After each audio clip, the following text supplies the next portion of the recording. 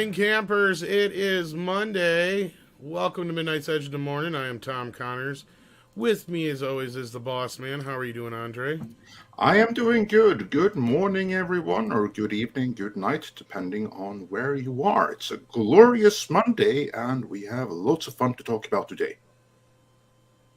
All right. And then we also have joining us from the Great White North, Script Doctor. How are you doing? I'm doing well, and I apparently have sired a son below me, who is wearing the same colors as I. Well, he's got a bushy head of hair already and a bushy beard, so it's glorious. Early bloomer. Early bloomer, I guess. Speaking of early bloomers, somebody who generally isn't much of an early bloomer, we have to inject him full of coffee. Mr. Chris Gore of Film Thread is here as well. How are you doing? I'm doing fine, Tom. Still waiting for the coffee to kick in, I guess. Yes, indeed. Nurse, give me another 10 cc of caffeine. Yeah, I need it. And I forgot to mention that Culture Casino is actually Script Doctor Jr., so there you go. Today, at least, yeah. How are you doing? Yeah. I'm great. I'm today is President's Day here in the United States, and Canada has a holiday, I guess, and so here we are.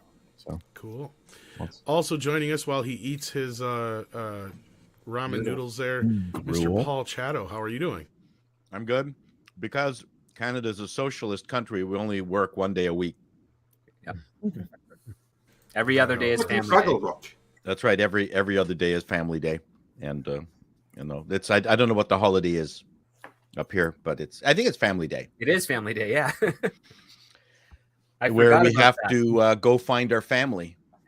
Yes, they the government kidnapped one member, and we have to go on a hunt to retrieve them, or else they are removed from society. And use a bow and arrow and take them down.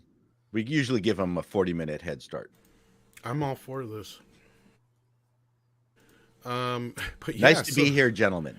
We're glad to have you here, Paul. And let's see what the cast of thousands is saying out there in the chat. We've got Callum Lyle who sends in $2. It says if someone looks like Simu Liu, that's racist. Well, Callum, I saw the picture, and the guy did not look anything like Simu Liu, and this is one I'm going to have to get behind Simu on and say that was kind of a bad call on their part. I'm unaware of this.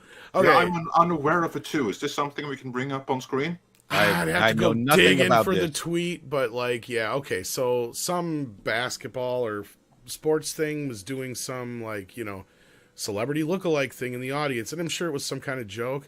Well, they come up on some Asian guy, and it said Simu Liu, and it looked nothing like Simu Liu. Well, you're not even saying nothing about that. Just finding random Asian guy in crowd, and he looks like and it's Liu. Here it is. I found it. It's Simu Liu.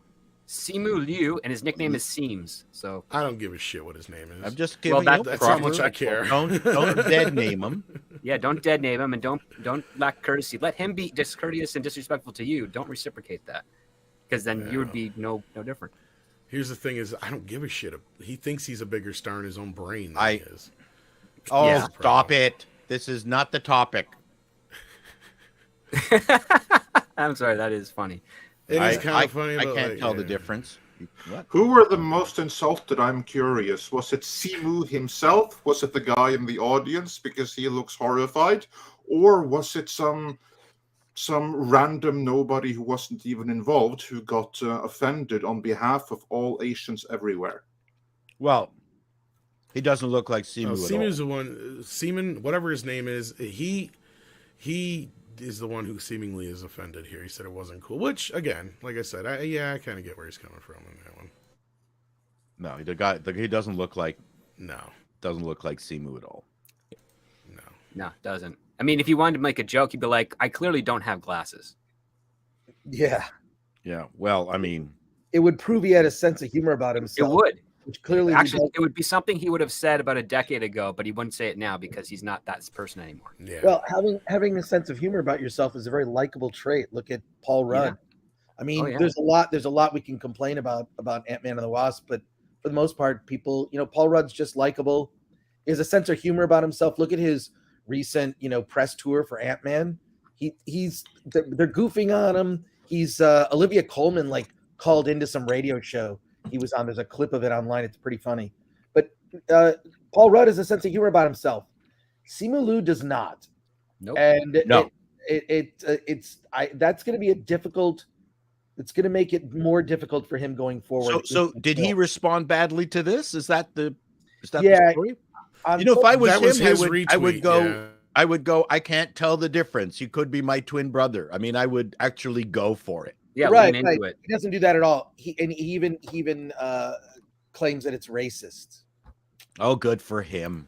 And that's where Probably this is is. all coming from. I mean, I'll bet you most Occidentals can't tell the difference between a Korean generally. I mean, everyone looks no one looks monolithic, but there are differences in look in Koreans, Japanese, and Chinese. And to a large degree, even Taiwanese, because of the Japanese and Chinese intermixing. And very unique peoples.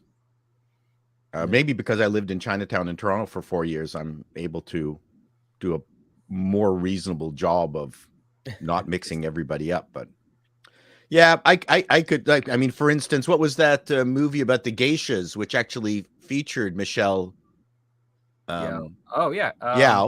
And I couldn't watch the movie because these were Chinese women, not Japanese. I watched the movie and it made it unwatchable for me. I just thought it was unwatchable because it was boring. Mm-hmm. Yeah, but I mean, there's several layers of unwatchable. And and but talking I about guess Memoirs of a Geisha or whatever. Yeah, some cynical American producer went, the American populace, they won't be able to tell the difference between a Japanese woman and a Chinese woman. Well, we had that in Canada. I mean, Simu Liu's TV role was him playing a Korean. Correct. He's Chinese. But I read an article on that, and that was just but it was also a function of being able to find enough Asian actors, and they were talking with the other chubby Asian actor who also isn't Korean. And he's Paul Sung-young, yeah, right. Or no, the friend. The friend. And right. He said that's how they get work. Like there's just everyone kind of shares those traits if they want work in show business, which is a drag, but they got to do it in drag too. Well, it's the CBC, so yes. Oh, that makes sense.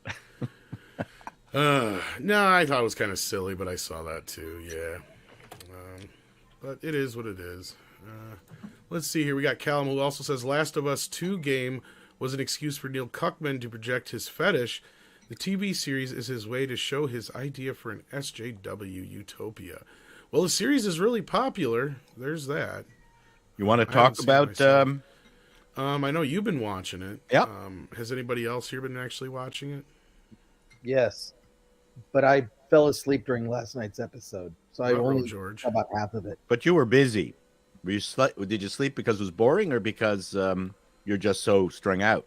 I would say strung out. Long day yesterday. So, yeah. So, well, what's your guys' feelings on it then, real quick, so far to this point? I mean, I like the show. So, I mean, some episodes better than others. And my feeling is, just from hearing people comment on it, that if you've played the game, you don't like the show. If you didn't play the game, you do like the show, because there's that element of surprise. People who played the game, it doesn't go exactly as I had imagined, and the game is better. So that seems to be where the divide is. But I like the show. I mean, how would a breakdown of society like there? I believe that there would be basically warlords. The people with useless jobs would be, serve the people who have brute force at their disposal, i.e. weapons and sheer will. So those are the people that would survive. So I think it would be an effed up world that wouldn't necessarily subscribe to any specific ideology other than power. So,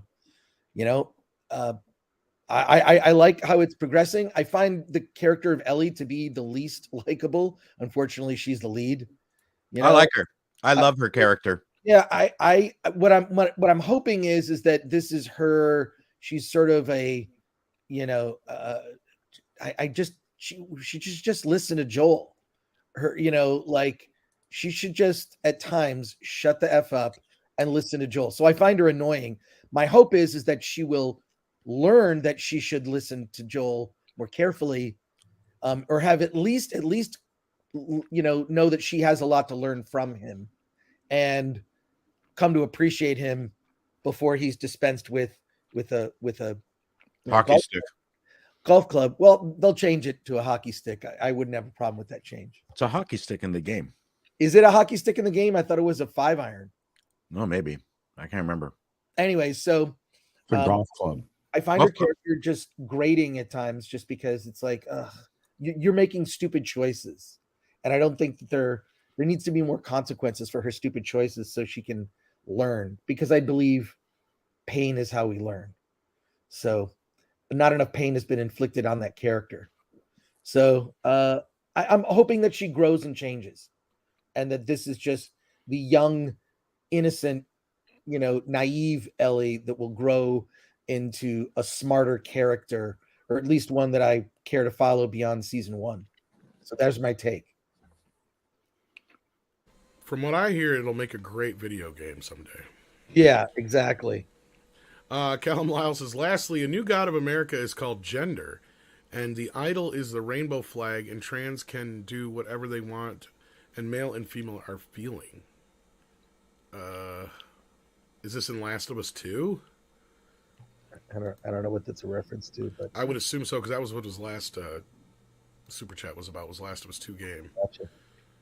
I think what he means that genders, like being male and being female, they are just subjective feelings that you can change them a little bit depending on what you feel like that day. I think that's what Callum is trying to say here. I think they're confusing that with personality traits, because in my time of being around, I've seen a lot of different types of people. I've only known there to be 2 genders, male, female. Although I do believe that, there are people who, coming into adult age, have different feelings, and they are become trans, and that's a choice. I believe that's a lifestyle choice. I don't know that we can trust that choice to children, frankly. So there you go. That's a whole different discussion from from the show. I liked The Last of Us. I think it's a well done. I'm kind of overlooking the moments that I personally disagree with, but I didn't make those choices. So these are just choices. There's not necessarily a wrong choice. The show is well done. I do like the relationship the two of them have. Why did the life partner of Tom, Joel's brother, openly discuss the fact that they're living in a commune society? I don't know. I would never see that on Rockford Files. Unless there was payoff. So they laid that out as a fairly major smoking gun and then did nothing with it. So why even say it? On the other hand, I have seen other reviewers who have disavowed the entire series because this woman mentioned communism. That's just immature. Yeah, I think it's a legitimate choice for society after society breaks down for that. I think why name it? Just live it. Well, no, exactly. Yeah, see, that's the thing that I think people have a problem with is, and you combine that with Ant-Man's shout out to socialism being kind of a charged word. It just appears that like our most popular media, a Marvel movie, and the biggest show currently on television are basically here's a justification for communism. And I think that people are pissed off and offended by it. I mean, it was never necessarily named, but in Walking Dead, they did, practice something of that. Everyone had to contribute, resources were shared, right? They just never named it. No, and all the other part too is that it was way different in context. It was done as a means of desperation and survival, yes, as opposed to taking something that's kind of doing a decent job and saying, no, we're going to try and make go better, and we're going to do that by removing rights of other people. Those are two different things. The other part to also think about is, what is the context of the characters that are saying these things? Are they good guys or are they bad guys? And if they're bad guys, let them say bad, dumb things so that the story can progress and prove them wrong, because that's part of what story is. Don't just jump or knee-jerk reaction just because a villain said something stupid. Because they're supposed to. Yeah. They're the bad guy. she wasn't the bad guy. What was funny, and I mean, just in general, I don't watch the when the woman, Tom's mate, life partner, said, "Yeah, you could call it communism." Tom's reaction to Joel was funny because neither Joel nor Tom fit that mold. And he actually felt apologetic, and there was a kind of happy wife, happy life, just shut up moment. Okay, that's funny. Which I thought, I might be reading into it, but I was pretty certain that was there. Why Joel had to weepily tell Tom that he's broken and can't continue. Why weepily? That choice I didn't understand.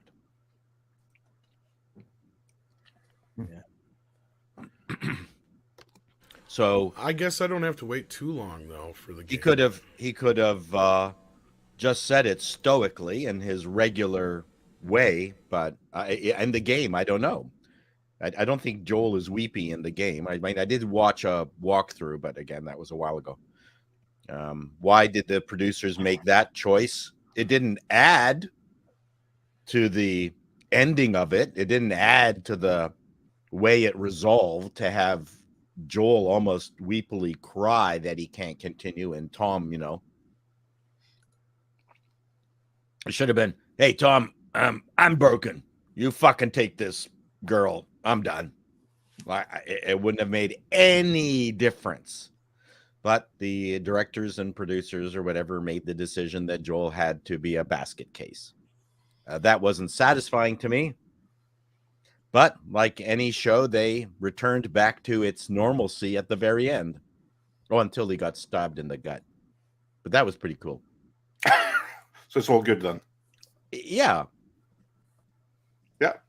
Well, there you go. Let's move on from there to the topics of today, and obviously we are going to be a little bit Ant-Man and the Wasp Quantumania centric, since that movie just came out and it hasn't done too amazing either at the box office or in terms of audience reviews. Case in point, Star Wars Community says for £4, Phase 5 is horrible writing, pandering, and KF. Anyone want to enlighten me on what KF is? Kentucky Fried Chicken. Oh, okay. Well, there you go.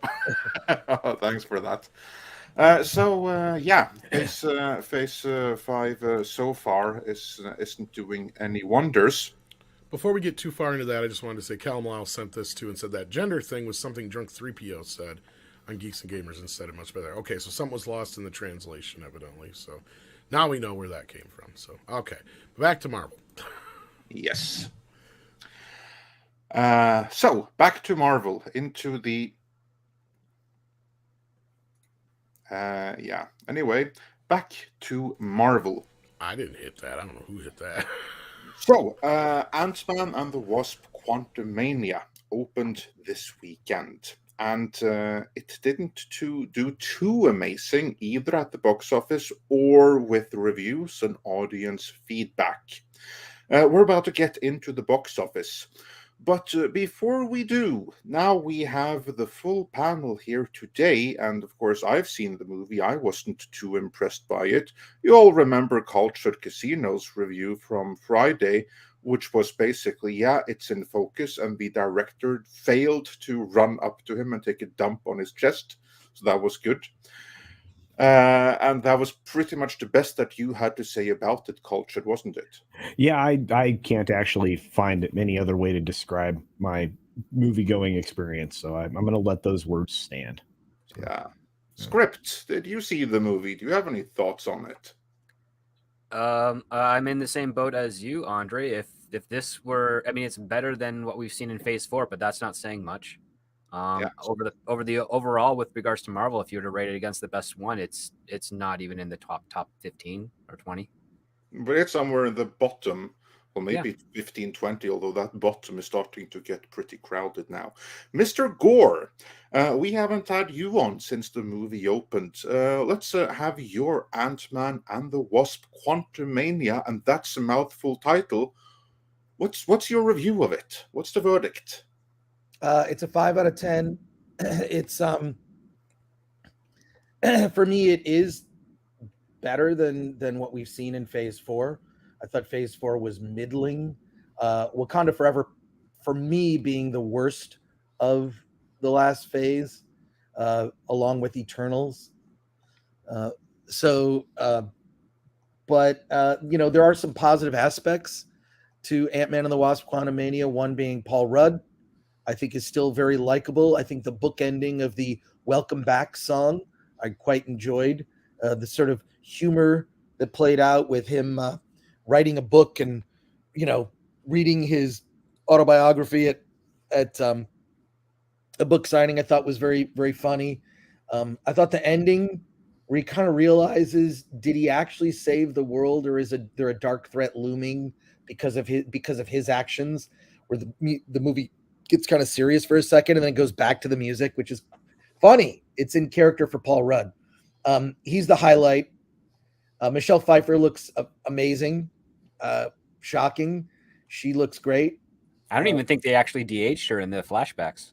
No, it doesn't look, she looks great. I think this is more of the Ant-Man family movie than it is the Ant-Man movie, but whatever.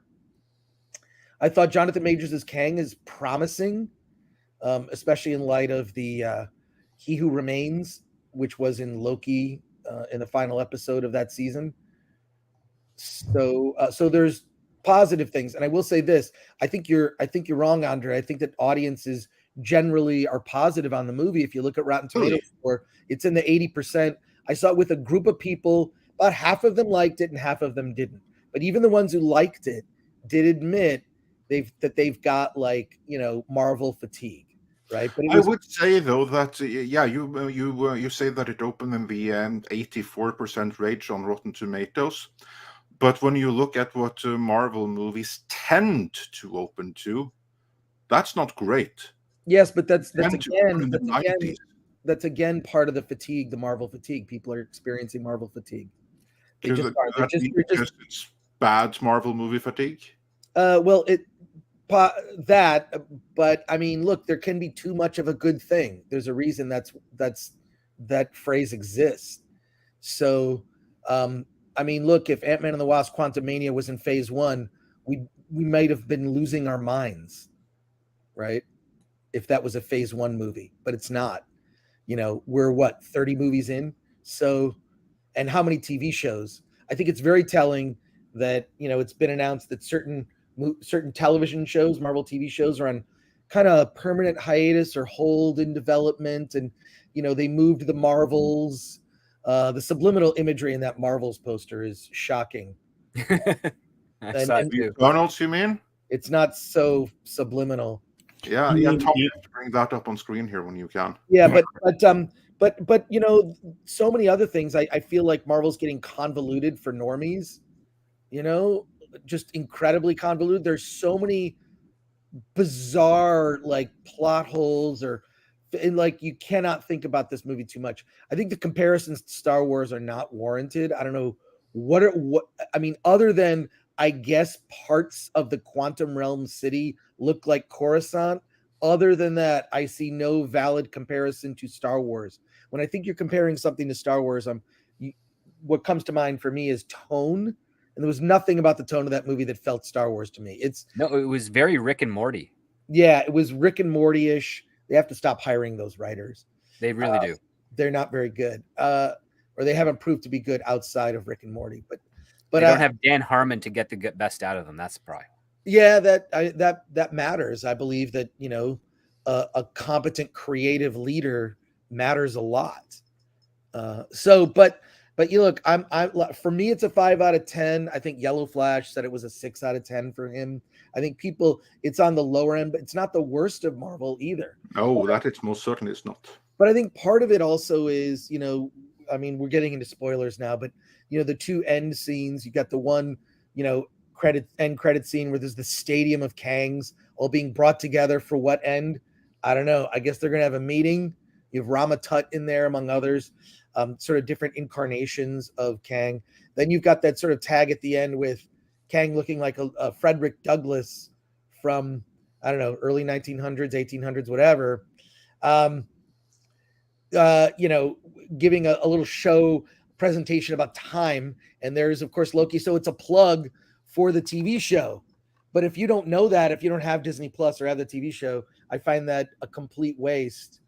I guess now you have to watch Loki season 2 to get more answers about. Absolutely. And also, just if I did not mean to interrupt, but just want to use that to point out that Doctor Strange and the Multiverse of Madness, it was very little help to see Spider-Man No Way Home going into Doctor Strange. What you needed to see was WandaVision on Disney Plus. And an argument could be made that all of the Disney Plus series is what has really been detrimental to Phase 4, perhaps more so than the movies. Yeah, so I just think it's like a mixed bag. Like I say, for me, it's a 5 out of 10. But like I say, I went with a large group of people, about 12, 13 people. We all went to see it, and half said that was fun. What are people complaining about? And then the other half were like, yeah, that was did not like that at all. So I attribute that to the fatigue. I think one of the weaknesses of this movie is this isn't a third Ant-Man movie. It's the first Kang movie, I guess. But so much of the logic, if you start to think about it, just starts to fall apart. And I've seen it twice. So on second viewing, like a lot of things just stood out as like, that doesn't make any sense. I can mention another thing, because just to call back to what you said about Ant-Man being there wandering towards the end. Oh my God, did I do something really, really horrible? Did I destroy everything by not letting Kang escape? To which I would counter that, no, actually, for the Marvel Universe, everything is exactly the same. That Kang was stuck in the quantum realm anyway. Yep. And he wasn't coming out. And Ant-Man stumbling into it didn't change anything one iota where the larger Marvel universe is concerned. Other than just getting rid of Kang, like in the. Well, they had gotten rid of that particular Kang anyway, because he was stuck in the quantum realm with no way out. So he was. No, you're missing the other part, which is that he enslaved the quantum realm. So the only thing he did is he freed the quantum realm, which again doesn't change his current realm, which means that his actions don't really have much of a purpose on the grander scheme of things. Exactly, the whole movie was pointless, and Ant-Man doesn't need to feel bad at all, because things are exactly the same as Gary pointed out from Nerdrotic, if they just had sorted out everything over the course of a dinner, nothing would really have been any difference. In the larger scheme of things, it was a movie completely without stakes. Yeah, why didn't Janet Van Dyne actually admit, like, I think I effed up when I went to the quantum realm? Or, when they were, I believe this was at the end, of Ant-Man and the Wasp? I'm trying to think of what movie, where Ant-Man goes into the quantum realm and then everyone that's outside of there to bring him back. Yeah, that's the end of Ant-Man and the Wasp. That was literally the only scene from that movie that also mattered anything to the larger scheme of things. The whole movie before that was completely pointless where the rest of the MCU is concerned, and I don't remember it. And to be completely honest, I don't know of anyone who's able to remember what happened in that movie either. Yeah, no, with that another pointless one. But it's the idea that he would go down in the quantum realm without some sort of briefing about what he may encounter. I may have enabled a totalitarian dictator in this quantum realm. Just if you run into a guy named Kang, run the other way. That's all I'm going to say. Would have been a quick conversation. So Janet Van Dyne being coy about what happened for 30 years when she was gone and that she wouldn't talk about it. And there were so many scenes of her, I can't talk about it. Let's go. We got to keep moving. We can't. That was ridiculous. They should have had a whiteboard meeting. Right, exactly. You know, in a small boardroom. No, like really, she didn't even have to admit that she totally cucked her husband with Bill Murray if she didn't want to. All she had to do is look, there's this dude called Kang in here, and he needs to stay here. So all that means is that we can never ever go back, and just to be on the safe side, we should just destroy every means of getting there, and we're good. That's my last 30 years. Now let's move on with the however many years we have left. End of discussion. Yeah, it I would have solved the whole movie. It did get ridiculous. That got frustrating for me. But having said that, I really love Michelle Pfeiffer. I thought she was well used in the film, and I love Michelle Pfeiffer too. Yeah, she's. Oh, great. You mean in the movie? Yeah. But let's move on from the review, other than point out that on CinemaScore it actually has a B, which puts it right in Eternals territory. So the response, you can argue how bad it has been, but it certainly hasn't been up there with what most Marvel movies have. So it'll be interesting to see how it holds up at the box office.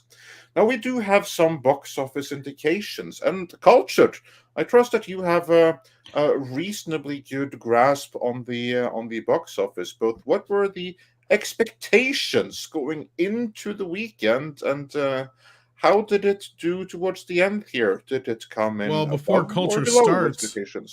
Before Culture starts, clearly, according to Box Office Mojo, this is the biggest hit in the world right now with $357 million as a total.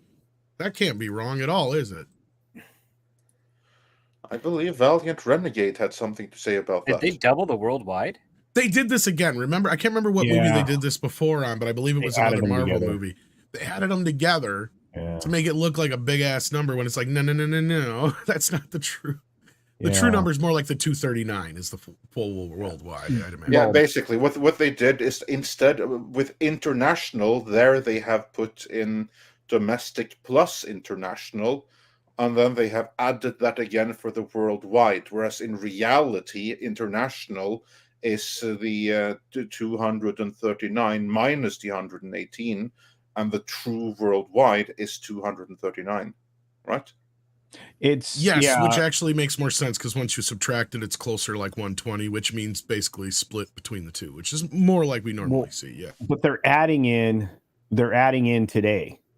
They're adding in what their projection for today here, because they are. Yeah, I did notice that many were suddenly bringing up the 4 and the 5 day and everything like that. Yeah, because they're projecting it for 14 million today. They're trying to sit on today's numbers as that. But I'll tell you this, we, as late as the Valentine's Day, right, Tuesday of last week, we were supposed to be seeing a $280 million opening for this film. They promptly reduced those things, and we've talked about it here that it was only going to bring in 250, and then they revised it again down to where it actually came out at 225. So we ended up with a real opening weekend of 225 global.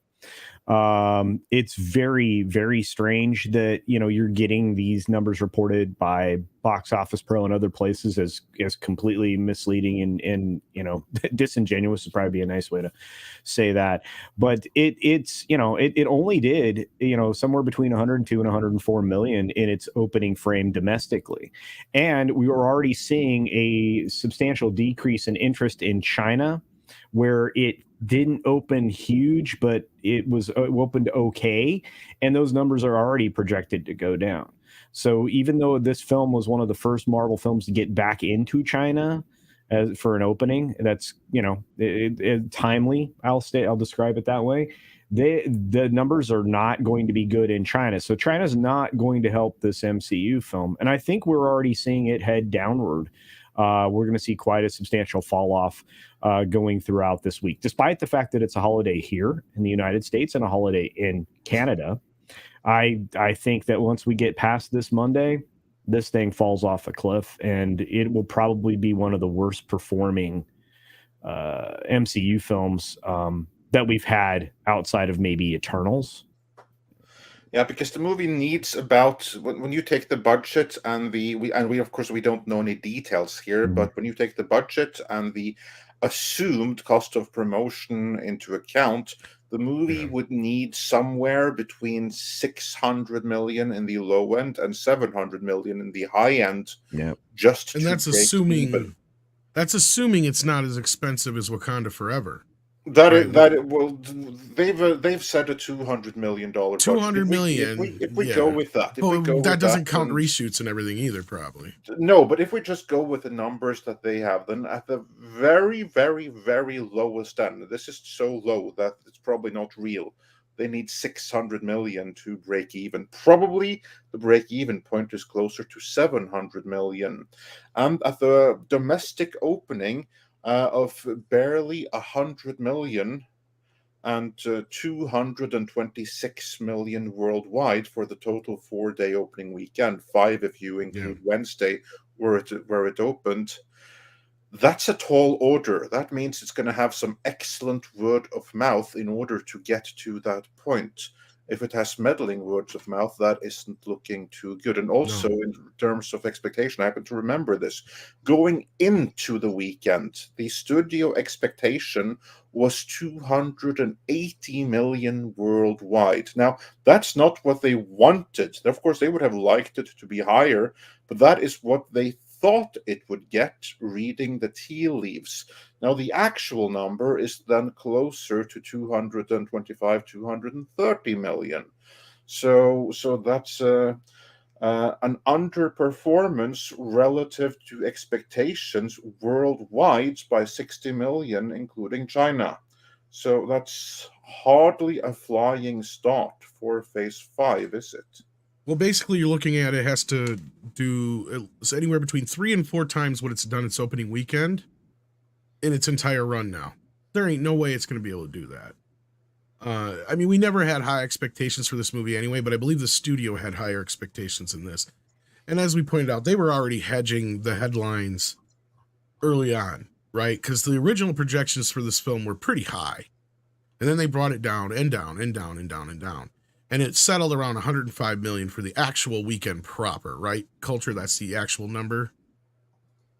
Say that one more time. 105 is the actual number for the weekend in the U.S., right? Yeah, actually, there's an argument about whether it's 102 or 104, but yeah, I think they're okay. Well, we'll give them the benefit of the doubt with 104 then. Yeah. So even still, they're trying to. That's the thing, is they're trying to make it look like a bigger, like the only thing the headlines can claim is that it's the biggest opening for Ant-Man, basically. Yeah, that's it. Ant-Man film. That's all they can do. And I mean, you guys are right. The critics are killing this. It's getting a cinema score of a B, and I know that doesn't sound bad, but for those who don't know, that is bad for a cinema score, because usually it's like in the A minus percentile for good movies. If it hits a B, then that means there's something wrong. Yeah. They're pulling out all the stops, and again, it's the fact that they're already leaning into the 4-day. The fact that they're trying to, lean into those tactics, is already telling. You can always tell when they are seeing a film underperform and they're trying to artificially hold it aloft. I have a feeling that they're going to be surprised next weekend when Cocaine Bear gives this film a run for its money in its second weekend. I already have my tickets for Cocaine Bear. I'm seeing it on Thursday. Yeah. And then I'm seeing Chrissy Mayer in concert in Pasadena. Ooh. Nice. Very cool. So, there you go. Yeah, Cocaine Bear. Well, first of all, by the way, don't get too excited about Cocaine Bear. One, there's a screening of the movie for critics the day before it opens on Wednesday. Additionally, the embargo to talk about it, if you choose to go to that screening, is 1 p.m. on Thursday. I've never heard of an embargo to that late in the game. That is not a good sign. It's usually not a good sign, but this is a critic-proof film. But go ahead, Andre. The Tranktastic 4. Yeah, that's true. I remember that. I think Ghostbusters had a pretty late one too. Yeah, there's been a few over the years, but here's the thing with that, Chris, and you're probably right. With the critics, they're not going to like this movie. Doesn't matter. Also, like, look, I've seen the trailer. I already know it's a stupid movie. I know what I'm getting into. When I go to eat fast food, I know what I'm getting into. Okay, I'm not. It's not filet mignon. It's In-N-Out, but In-N-Out is just fine, and that's what Cocaine Bear is. It's a fast food movie you're going to have a good time with an audience. You're not going to see a good movie. Like, I already know that going in, and look, that's my review of Cocaine Bear, and I haven't even seen it. Well, here's the thing. Probably very accurate, because there's nothing about it that says this is going to be a good movie. It's just going to be a silly bunch of weird stuff going on with a bear and these people in a very contrived plot. Ray Liotta's last film. Yeah. Yeah.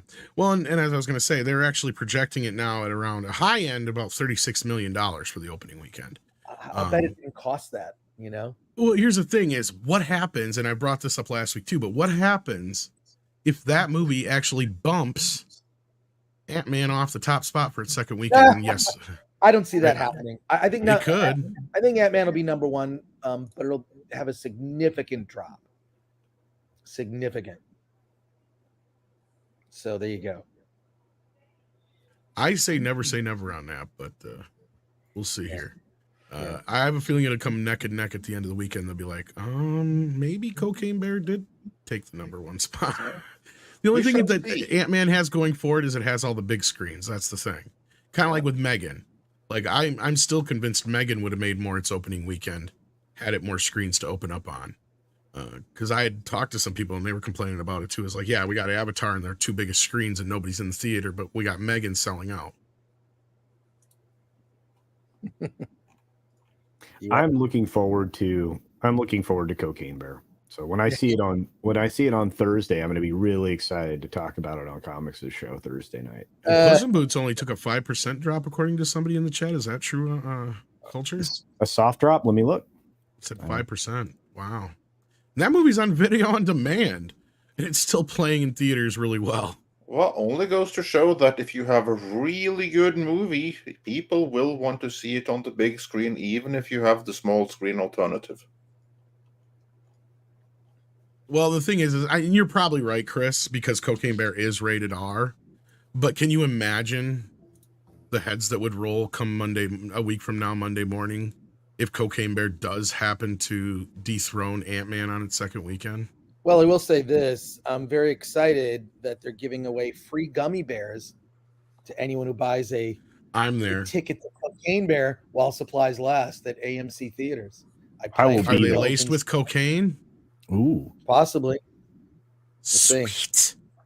That means there's a chance. Yeah. No, it's going to be that German brand that if you ate too many, it became a laxative. Oh no! Oh yeah, those reviews on Amazon are brilliant. I thought that was just the sugar-free ones. What is it? Haribo. Haribo, I think they're Haribo. I mean, see, they should be giving away those, and then they say, "But please don't overdo it." Have one at the start and one at the end, and then go to town when you get home. You'll never make it through the film. I thought that was just the sugar-free ones. Oh, the sugar-free ones, yeah.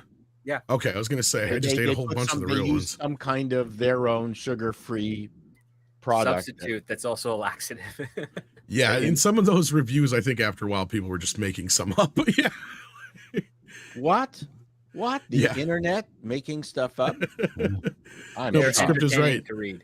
They are very entertaining to read. But something that wasn't so entertaining, it seems like, was Ant-Man this weekend, I guess. And I know it's tough sitting here going, a movie that made $100 million is underperforming. But guess what, kids? A movie that made $100 million is underperforming, because at the end of the day, making the $600 to $700 million this movie needs to make, and even to match the first two films, it's going to be a tall order. And it even has inflation and some other things on its side here. I mean, really, Chris is right. Cocaine Bear shouldn't be any competition for this movie, but it's going to be.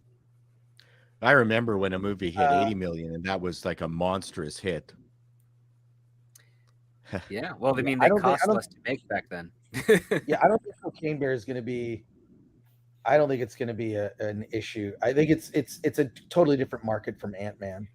But I think that I think when it comes to Marvel, what the audience has been trained is, if they want to avoid spoilers, they need to, they've got to see the movie quickly. They've got to see it soon. They got to see it First weekend. Yeah, it's all front loaded is what you're saying. Well, and I don't know about not being the same audience. I mean, as a whole, maybe, but there's a lot of 12-year-old boys who are also probably going to be interested in seeing Cocaine Bear, Chris. I mean, they're not going to be able to go in and see it without paying for another ticket, but yeah. I'm not sure about that. I'm not sure how much like movies like that. Like, I know when I was a kid, sneaking into an R-rated movie was kind of a big deal, like going to see Animal House or, something like that. Let's just say I actually know somebody who's 17 who has said they're going to do just that. Oh, well, yeah. Yeah. First of all, I don't think there's anything wrong with it. It's kind of a rites of passage. Maybe a more heinous one. Get into an R-rated movie. I mean, they do check ID at the door, but, they don't check ID when you walk into the movie theater. So you can get a ticket for another movie. You could get a ticket for 80 for Brady. And then you could just, go see Cocaine Bear. I can't remember, like last year when he went to see Scream, I think it was Spider-Man he got a ticket for. Yeah, let me also suggest that when you get a ticket on your phone or device that has one of those QR codes, they don't know how old you are when you bought that ticket, and they don't. I've noticed that too. That's a good point. No, they check ID though at the door for R-rated movies. So I've never seen them do it, but it's possible. Yeah, I've never had that happen.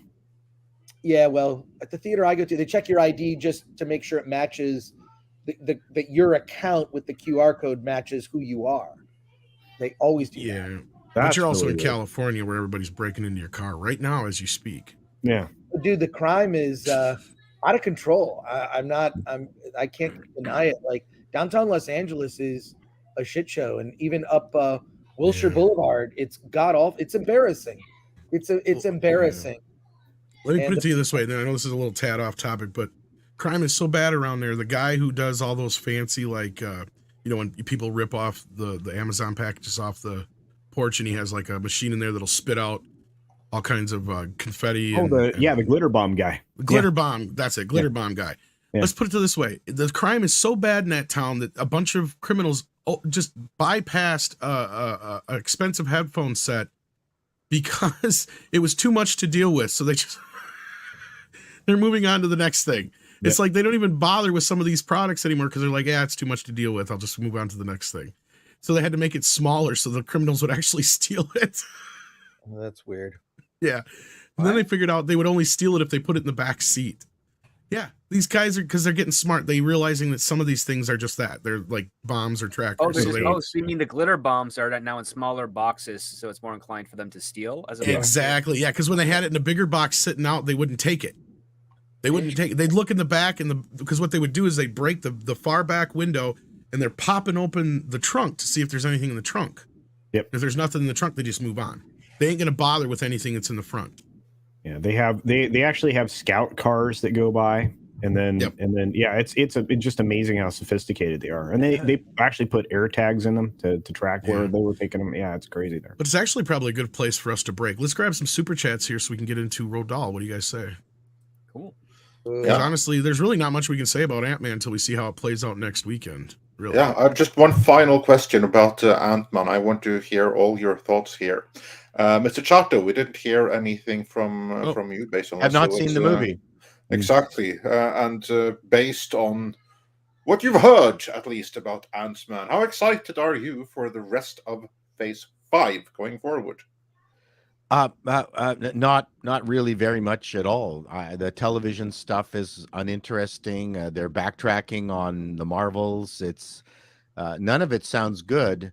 For me, a lot of this show business thing is you've got to entertain from top to bottom. Mm-hmm. That includes the people are in charge have to be part of the entertainment, like being a carny barker, and it just seems like they're circling the wagons, and there's nobody there who is putting themselves out there to be part of the focus of this circus.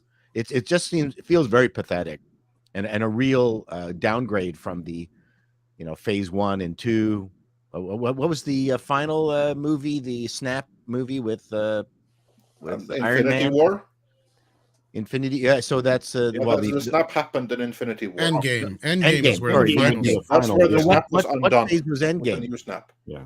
What phase was Endgame? That was the last of the third phase. Yeah. That was Phase 3. That was phase 3. So, after that, we all have documented that it's just been a pathetic pile of trash. Yeah. So, I'm not looking forward to more Marvel anything. Yeah. Mr. Gore, how excited are you going forward with Kang in the multiverse and everything? It doesn't seem to have the weight of Thanos. Thanos, as a cosmic Marvel villain, I think. Kang is also technically a cosmic Marvel villain.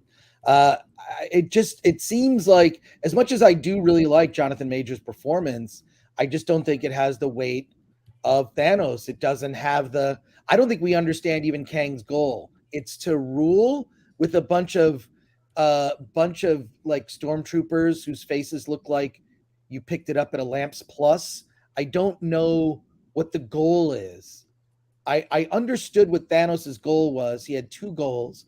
One was to collect all the Infinity Stones, which was a thread throughout Marvel's Phase 1, 2, and 3. And then upon collection of those stones, become the most powerful being in the galaxy, so he could wipe out half of life in the galaxy as a way to save resources. Almost a villain whose end goal you could understand. You could say, well, I get that. I don't understand sometimes when they just sort of a villain's overall goal is simply to, well, I just want to rule everything. Well, what's fun about that?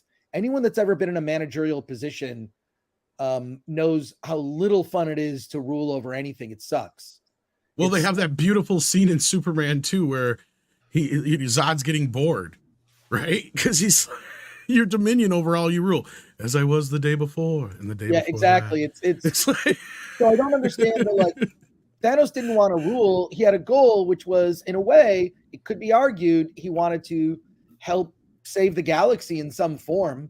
As it is, it didn't turn out how he thought. And he succeeded, and then he went to become a farmer, and that's what happened. I think there's something more poetic about Thanos. Like, Infinity War is so great, and it's because of Josh Brolin as Thanos. I don't know, as much as Jonathan Majors is very good, I'll admit, he doesn't, I think it's what I don't understand what his goal is. And he seems to be a villain that, he's got to yell and get angry. And I always feel like people like that are kind of weak.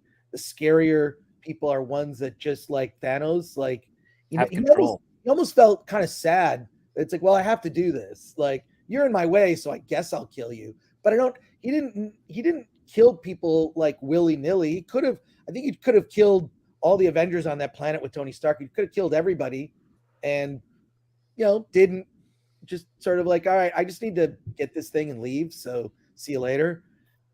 So I don't know. Thanos just a much more layered, interesting villain. We've only seen Kang get introduced and not as interesting. So if there are complex layers, I haven't seen them yet. Especially when you compare him to Thanos, who had like a reasonable goal, just ruling the galaxy. That is a cartoon villain. Villain, which Palpatine, cartoon villain, right? But it's, if you watch like the Robot Chicken animated show, the episodes that feature Palpatine like in his office taking calls, having meetings, it's funny because it's like, well, that's probably what the Emperor would do. He'd be more of an asshole about it, but that Robot Chicken thing is hysterical. And it's like, so I don't get like I think that's a kind of villain that's interesting 30, 40 years ago. I want to rule the galaxy. It's like, all right, but why?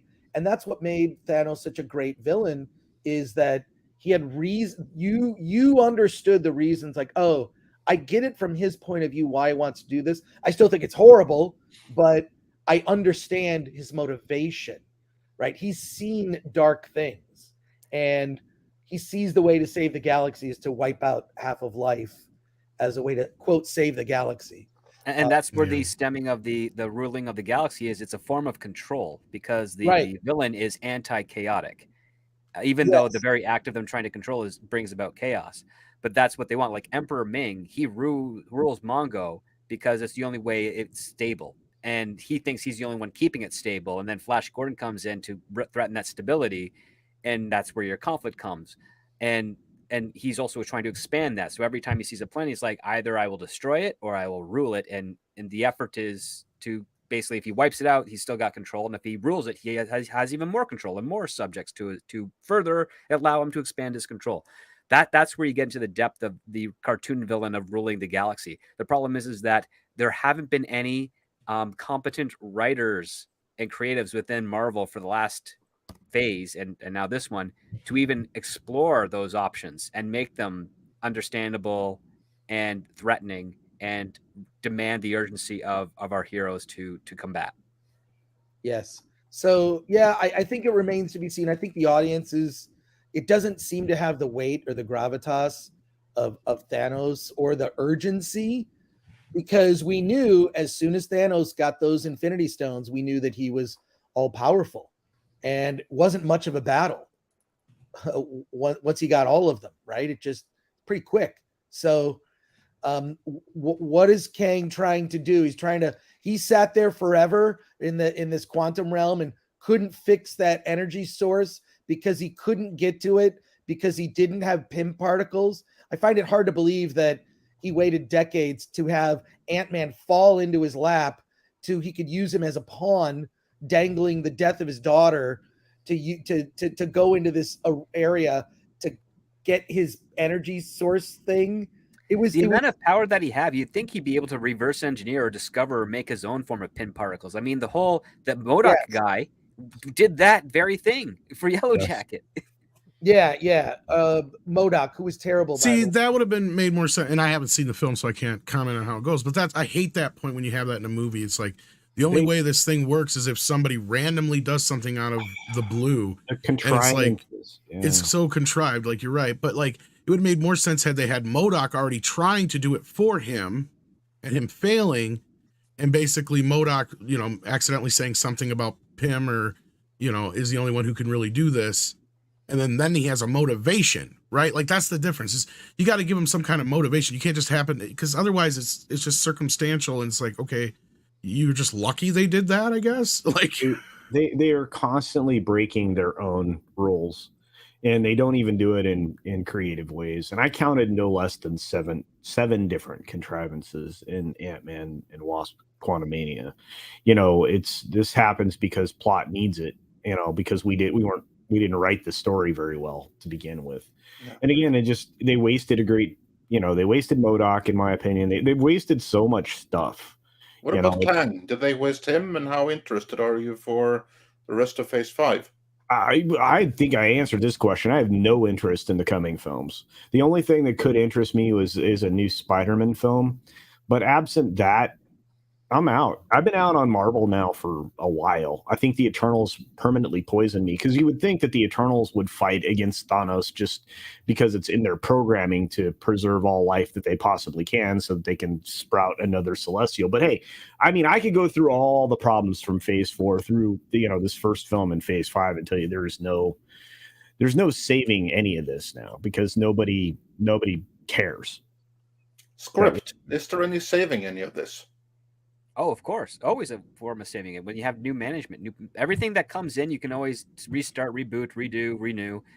Listen, there's a reason things go bad. It's because bad people get involved and they do something. And then if they're gone and good people come involved, they will save it and they will make something new. There's no such thing as a truly dead franchise. It's just waiting for someone to come in and give it a new life in anything. Like they will find a way. If they see the chance for money in it and they think that they can actually make a lot more, yes, we will probably get a remake and a franchise of the Black Hole series from 1982. Like there's nothing is sacred or will be protected from it, and it's just the way the industry is. So like, yes, you can save it or restore it or revive it. Will it be happen anytime soon? Probably not, but it will happen eventually. Tom, after hearing all your thoughts, you haven't even seen Ant-Man and the Wasp Quantumania. Do you think, based on the sounds of it and what you observe, is Phase 5 off to a good start? Is there any salvaging this?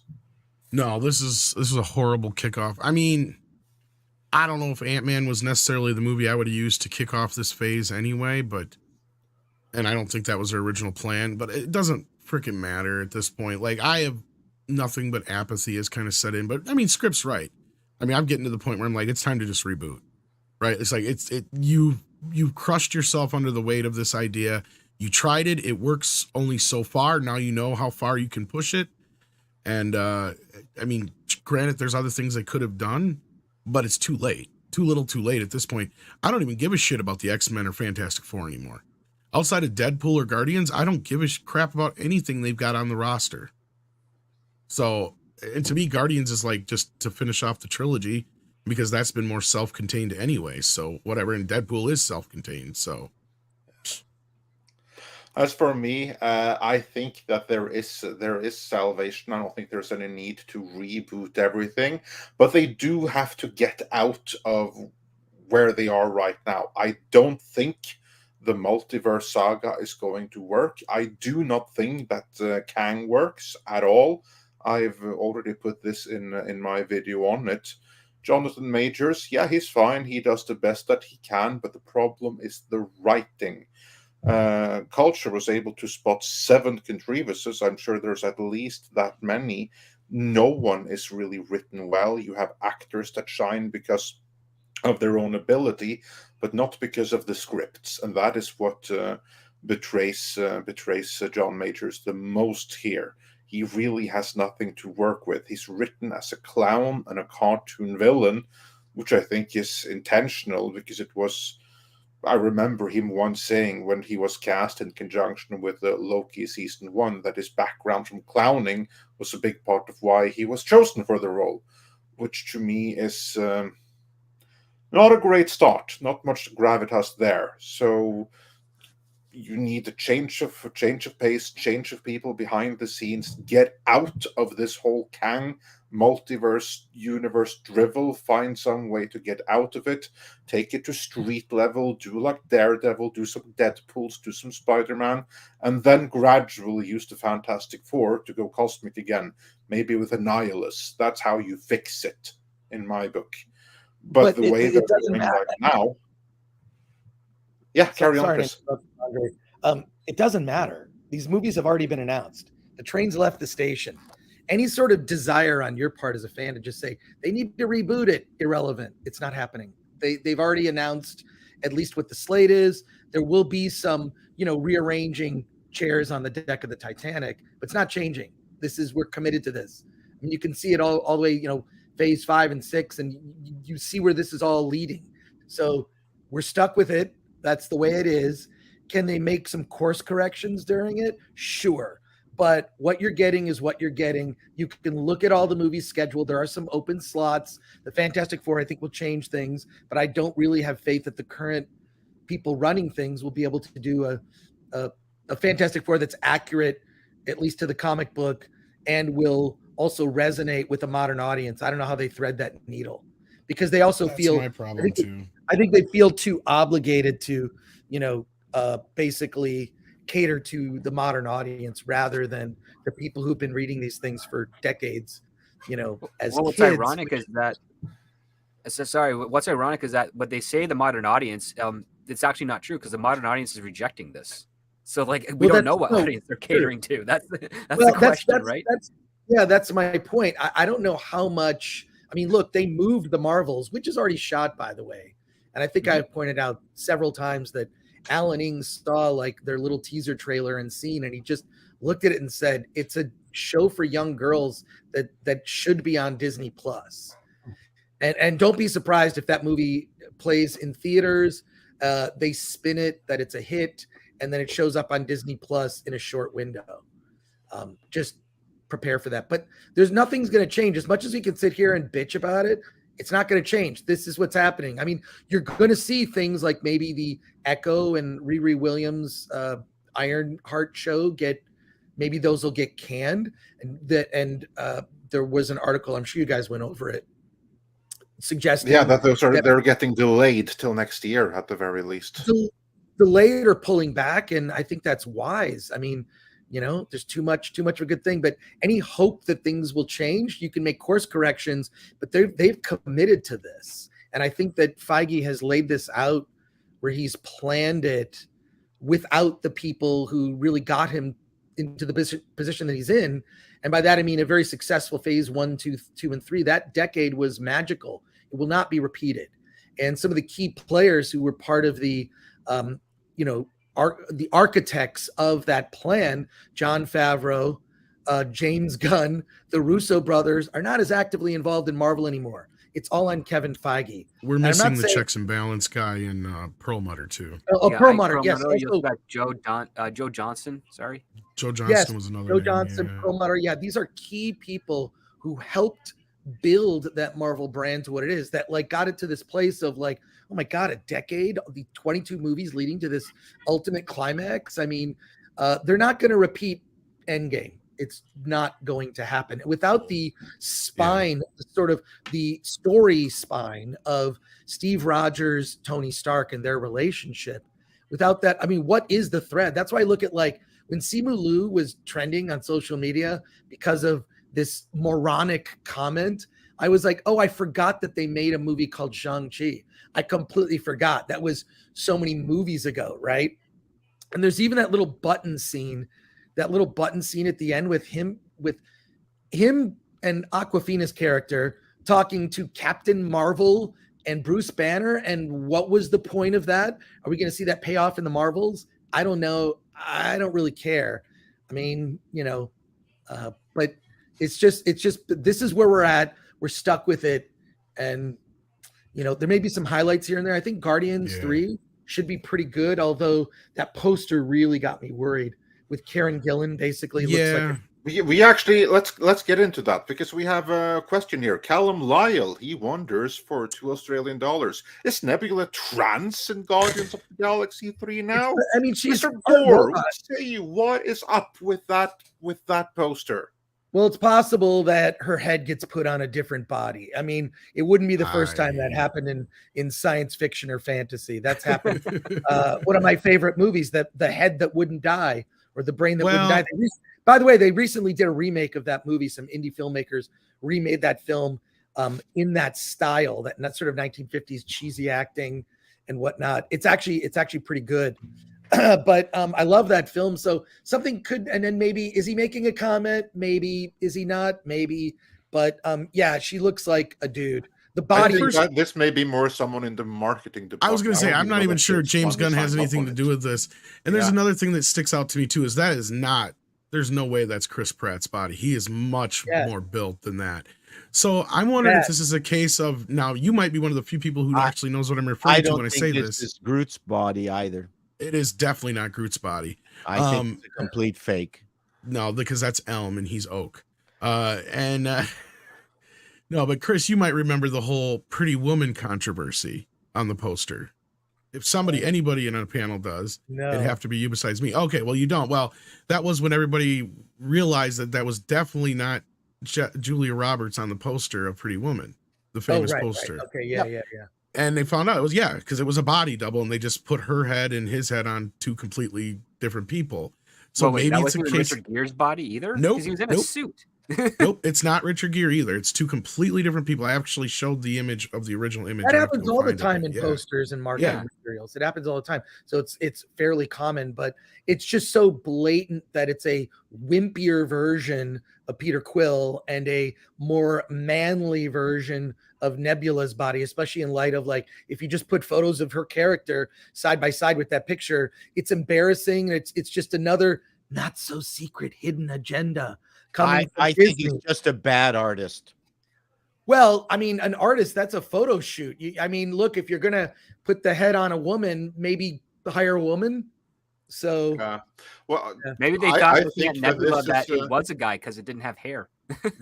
Those are I think that this is someone. The heads are all drawn in the marketing department that basically has gone rogue, because you are right, Chris, in that it's a photo shoot, but it's not a photo shoot in that everyone is in the room together.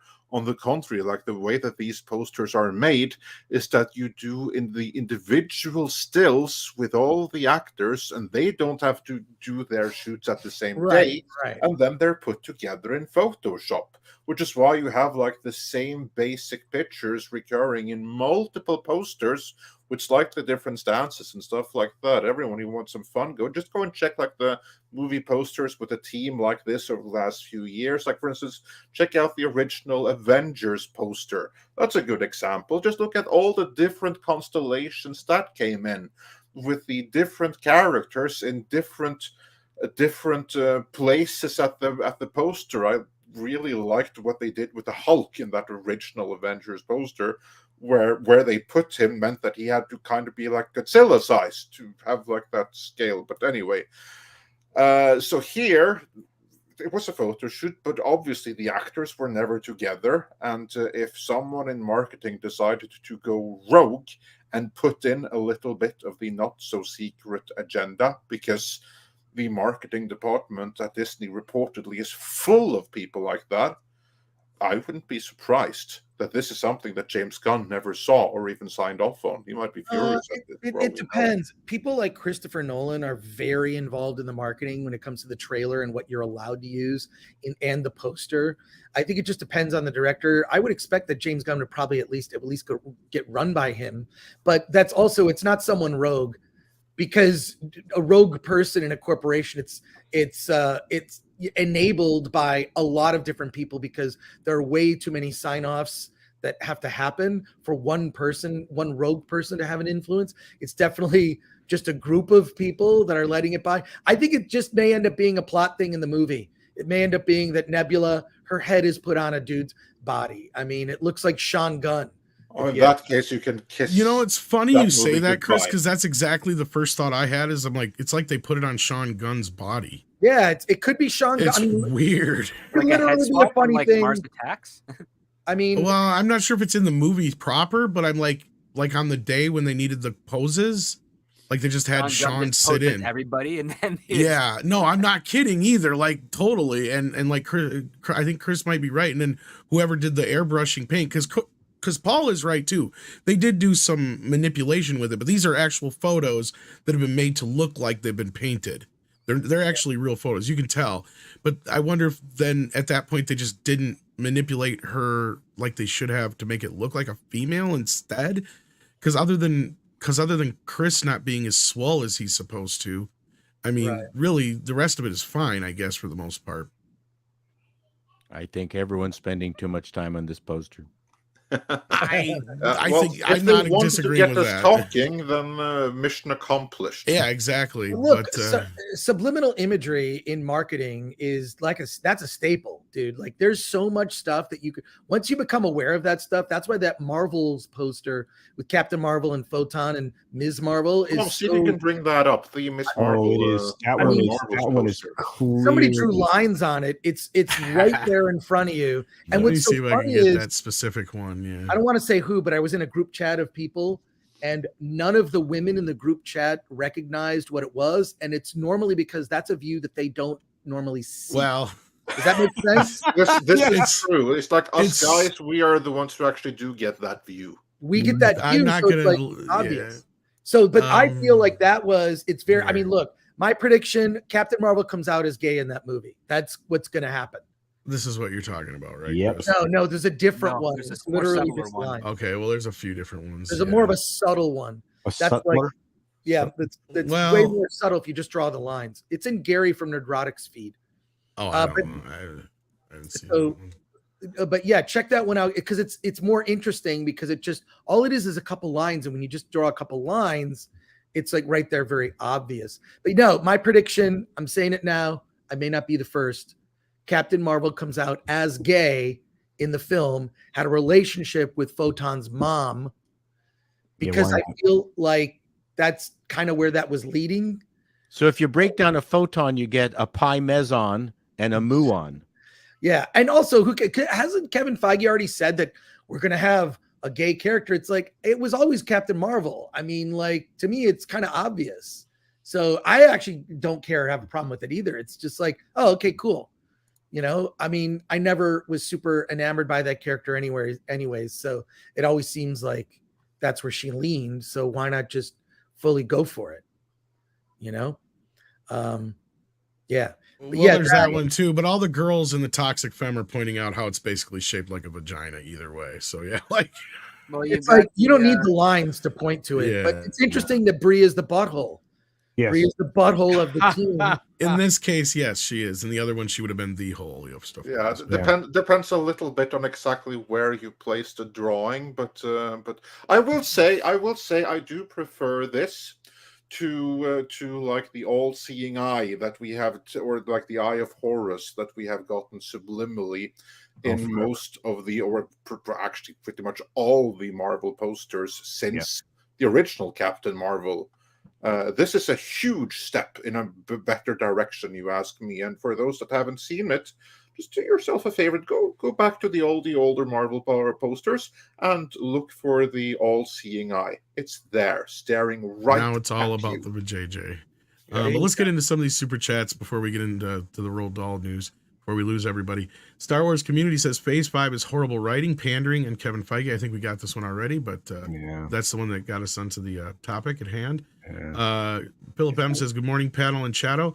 What are the main reasons behind this seeming failure of Phase 5, and how can Marvel learn from this experience and improve their future productions? Well, basically, we've talked ad nausea about this specific topic, but I guess if we need to encapsulate it, what's killed the Marvel, the failure of Phase 5 so far has just been Phase 4, and that is an overabundance of crap, nothing good, allowing the politics to trump everything else, bringing in characters that nobody gives a crap about that were already replacement characters in the comics. So like there's many other reasons we could get into as far as how can they improve. Well, we just actually talked a lot about that. Script Doctor specifically got into that more. And also let's just there was a follow-up from Philip who said, and can you give more practical answers beyond get woke, go broke? Well, clearly the main thing is stick with the characters that people know, or at least don't disregard them so quickly, right? Like, I mean, we were talking about this last night on the wrap up. It was brought up, about how basically kids, when they go into a comic store or go into a bookstore, if they want to buy some comics, sure, they can want an Iron Man book, but Iron Man's no longer Iron Man, it's Ironheart. You can ask for a Hawkeye book, but it ain't Hawkeye, it's Kate Bishop.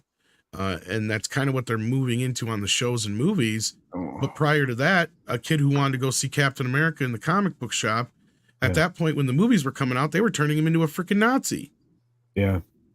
Well, that's one aspect of it. The other part too is that Disney is hiring certain creatives that are very green. They don't have a lot of experience. They don't have a lot of influence. And as a result, they have to do what the production wants. So if you have no creativity, and you're not paying for creativity, you're not going to be receiving much of a lucrative, sales or lucrative, an interest from the audience to see what you're doing. There is nothing wrong on principle to say that an Eternals movie or a Shang-Chi movie or a WandaVision show or a Black Widow movie could work. It can work if it's written well and it's done by creative people and they do something interesting with those characters. There is nothing wrong with handing off the torch. But the thing is, they're not putting the effort in because they're not equipped to actually do the work for it. They're relying so much on the brand that they are assuming that the audience will do the work for them and just watch these movies and not realize that, no, like with every film, it's somebody's first. You got to put your best foot forward and make it the best it can be. Well, you know what? To add to that a little script, I mean, they're leaning heavily into derivative characters that were failures in comic book form. So why did we skip past? And again, this is a conversation that's always brought up. Why did we skip past 40 years of source material and lean into these derivatives? And then you don't have anybody that's more creative than the people who created these failed derivatives coming in to write them. So just to add to what you're saying. I think it has to do with the fact that Disney doesn't want to spend any more money, which is nuts. Because I mean, it all strikes me as like, oh, we have brand new characters that are owned by Marvel. The people that created them have sold the rights to Marvel, so there aren't any character creation rights, like in comparison to say the original Avengers teams and all the comics that are in the 20th century. So now that Marvel has all this control of it, they don't have to pay any additional fees on it. So they're trying to invest and push those so that they can retain more profit. And the only reason I would suspect a studio would do that is because they probably are worried that they don't have the money to sustain themselves any further because they're not making as much as they profess to be making. They're not making money. They lost. We're kind of learning that over the years. Like there's no reason to deny to go towards say a Riri Williams Ironheart show or property and ignore Iron Man, or at least like not even entertain the idea of recasting the role. Yeah. It just doesn't make much sense. And the other part too is you can tell that they don't care, because if they cared, they would try to make Riri Williams not an insufferable character in her introduction. They would actually look at the comments and be like, oh, they screwed up here. We can do this better and right and make people actually want to see this character, and yet they don't. No. So that comes down to the fact that they don't care about trying to make a good entertainment or good product. They are relying on the brand. It's just like when Nike and Adidas and Reebok had their peak moments in the 90s, and then at the turn of the century, you started noticing, hey, the quality of this stuff is actually really bad. Why am I buying it? And because it wasn't about the quality anymore, it was about the name recognition, and that's where Disney's kind of been in for the last 4 or 5 years. Oh, and that's exactly what they want. Even Kathleen Kennedy said it herself. She wanted the Star Wars brand to be just like Marvel, where you have to see everything, right? And that's almost her exact words. I'm paraphrasing a little bit, but that's pretty much exactly how she put it. But you're right, Script, and I think we've had 2 different versions of how we can see how this can go down. We had the early Marvel years, and we had the Snyderverse, right? So we see if you go by one creative's vision, it doesn't work. We've seen if you have a producer who has a lot of visionaries who support him, it works. But once you start carving out those people, those visionaries, it doesn't work so much. So that's where I do believe, and Andre pointed out too, and some other people, that was kind of a chop at Marvel when James Gunn said he's going to let the directors kind of dictate where some of these things go in the future, even though he does have an overarching idea. So I hope, and fingers crossed, at least for fans of DC, that James Gunn learned between what worked, what didn't work on both sides. And he's going to take all those things into consideration going forward with the DC universe. Now, some of these things I can see being a good idea. Some of these things I can see being a horrible idea, but we have to wait and see how it pans out. Well, but I do believe that's the bigger problem, is you have situations where the Edgar Wright situation with Ant-Man is a great example of how between the time that he initially signed up to make the movie and the time he actually got around to making the movie, the vision that he had did not jive anymore with the MCU, which is understandable to a point. But at the same time, at what point does it become more about what Kevin Feige is doing as opposed to we're losing the creative edge? And it's all about just the Marvel brand. And I think that's what you're talking about too, as well, Script, where it's more about one thing just like the other. It doesn't matter if it's good or not, as long as it has the Marvel label on it. But you can't get away from the fact that it's all been muddied up. I mean, you had, what was it, Tom, 19 different projects in Phase 4? Well, and that's the big deal. And I want to find that graphic so hardcore. Yeah. If somebody has it, please send it to me. I lost it again. But just to summarize, though, what it said was that where hours of content is concerned, there's more hours of required watching content produced in Phase 4 than in Phases 1, 2, and 3 combined. And that's a problem. Yeah, and they muddied up all those waters with all these new characters because they wanted to rush them to the forefront so quickly. And now here we are with these muddied waters with these terribly developed characters that were rushed into, in front of audiences, so much so that they've actually put a couple of these projects on a definite hold for Phase 5, which would include Echo and I think Ironheart, at least according to some folks in the audience. Note Action.com even says for $2, Phase 5. Don't you mean Phase Dive? Which is kind of on point there, actually, because things are not great. But that subliminal image that we just looked at, that's not something that we haven't seen before in marketing, but it does give us clear indication of where we're headed. We are headed towards A-Force, which was another failed concept.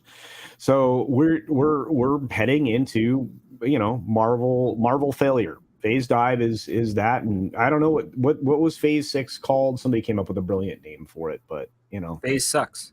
Yeah. Well, we're headed for a complete disaster that was indicated in Phase 4. So Phase 5, again, you lean into these derivative characters that are focused strictly on identitarian ideologies and neo-Marxist concepts, and you're going to end up with less people buying into what you're making, and then there's no financial upside for it. And Disney's going to have to wake up to that because their theme parks aren't going to keep them afloat forever. Yeah, and Mekij also said on that note for $5, the only fatigue that's plaguing the MCU throughout Phase 4 is bad writing fatigue, and there is absolutely a point to that.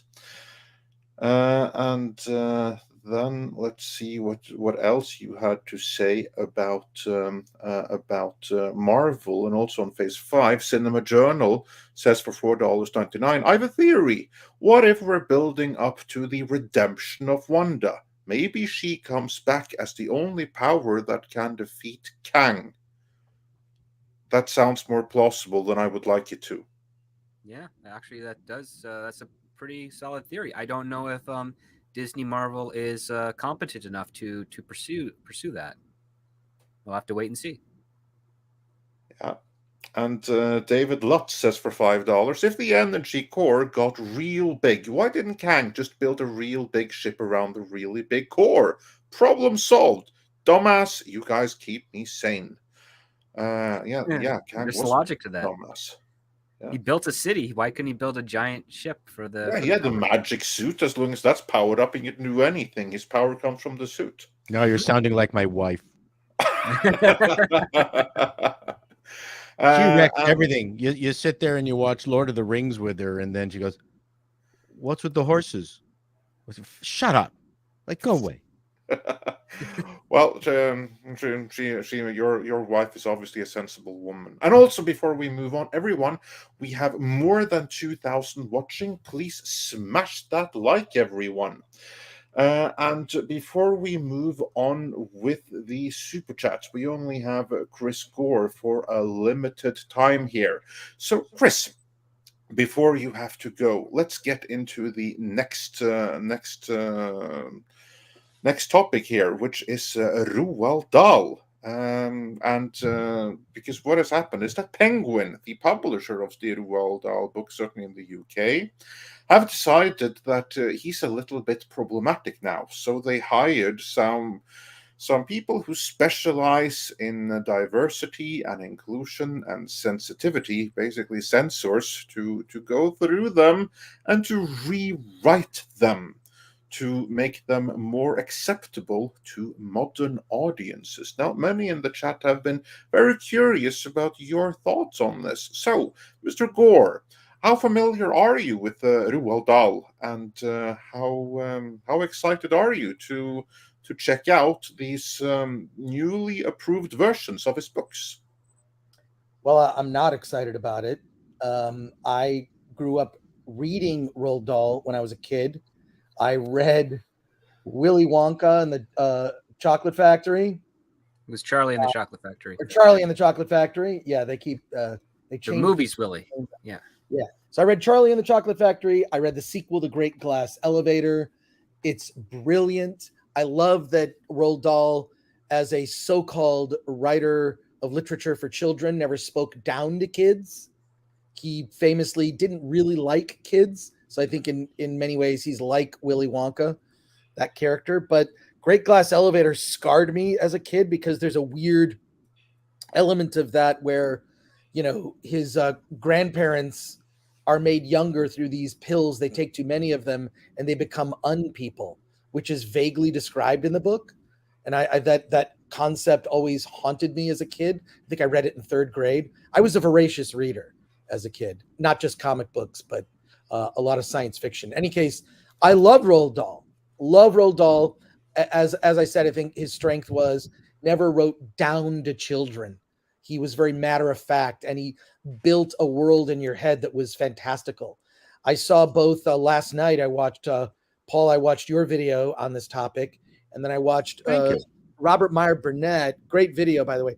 Robert Meyer Burnett did a long stream where he cited specific examples and how they were rewritten, and this is horrifying. Yep. This is out and out censorship for no reason than some sensitive children at a company, activists, are changing this. And I will never buy or support this. People need to push back against this. This is horrific 1984 Brave New World bullshit. It's horrifying because if they can do it to a children's book, Roald Dahl, they can do it to history books. They can do it to anything. And Penguin is a respected company. I almost did a book with Penguin. I've done books with St. Martin's Press and Random House. So I've worked with publishers before. And one of the tricks I learned is most books, if you sign a book deal, are delivered late. They're generally a year late. And almost by design, a lot of authors turn their stuff in late because they don't want the publisher to have an opportunity to make changes. That's a thing that authors do. Okay. So it's a pro tip. And I learned that also when I wrote for other publications, like for the Hollywood Reporter or other like magazines and whatnot, I always noticed that they would kind of change my writing, which is fine. It's within their right to do. If I'm writing for, a media outlet like a magazine, the editor will kind of, reshape the article to be the voice of that particular magazine, whether it's like some music magazine or arts magazine. Okay, whatever. But I learned that if the later I turned it in, the less of an opportunity they had to change it. But this is Roald Dahl, an author revered for decades that I grew up reading back in the 70s. Okay. And someone who's had, his works turn into films, animated films, beloved for this is horrific. When Robert Meyer Burnett was going through the examples, it was horrifying. Here was the original statement, here's the rewritten one, and a lot of it is just the to me, the narcissism, the ego of a person that thinks they're entitled to do that. Fuck that person, fire that person. I would love to find out the names of the people responsible and the name of the person in middle management who allowed it. Because here I think I actually don't even blame the sort of wokerati at a lot of these companies. I blame the enablers. I blame the people in middle management that don't see a problem and fire somebody because things are bad. Things are bad. Let me share a quick story, okay? And I have a lot more to say about this. I'll talk about on my Wednesday Film Threat live stream, 1 p.m. Pacific time, 4 p.m. Eastern. I'm getting in my plug early, Andre. Yeah, go for it. But please listen to this story, and it's very interesting. So you have reported on that you need to come back to the office. Disney is saying to their employees, you got to come back to the office. No more of this like working at home nonsense. You got to come back to the office, and you need to work for a minimum 4 days a week. You're in the office. You just got to come back. And not just Disney, other companies are saying this. Get back to the office. So as Disney is preparing for people to come back into the office, and the story was told me from a friend firsthand, there began a debate as people come back to the office. Well, what kind of breakfast cereal should we provide, on demand for people that are in the office? Breakfast cereal, they have snacks. I mean, that's fairly common for big companies. What kind of breakfast cereals should we provide? And the conversation among the people in that meeting devolved into what kind of privilege that you enjoyed based on the types of cereal you grew up eating. So, for example, if you were someone who was lucky enough to enjoy Lucky Charms or Captain Crunch, you grew up in a privileged household because you had more money. But if you ate no brand Raisin Bran, you were poor. So this entire meeting, literally to decide what breakfast cereal to have in the office, turned into an equity bullshit conversation amongst people working at Disney.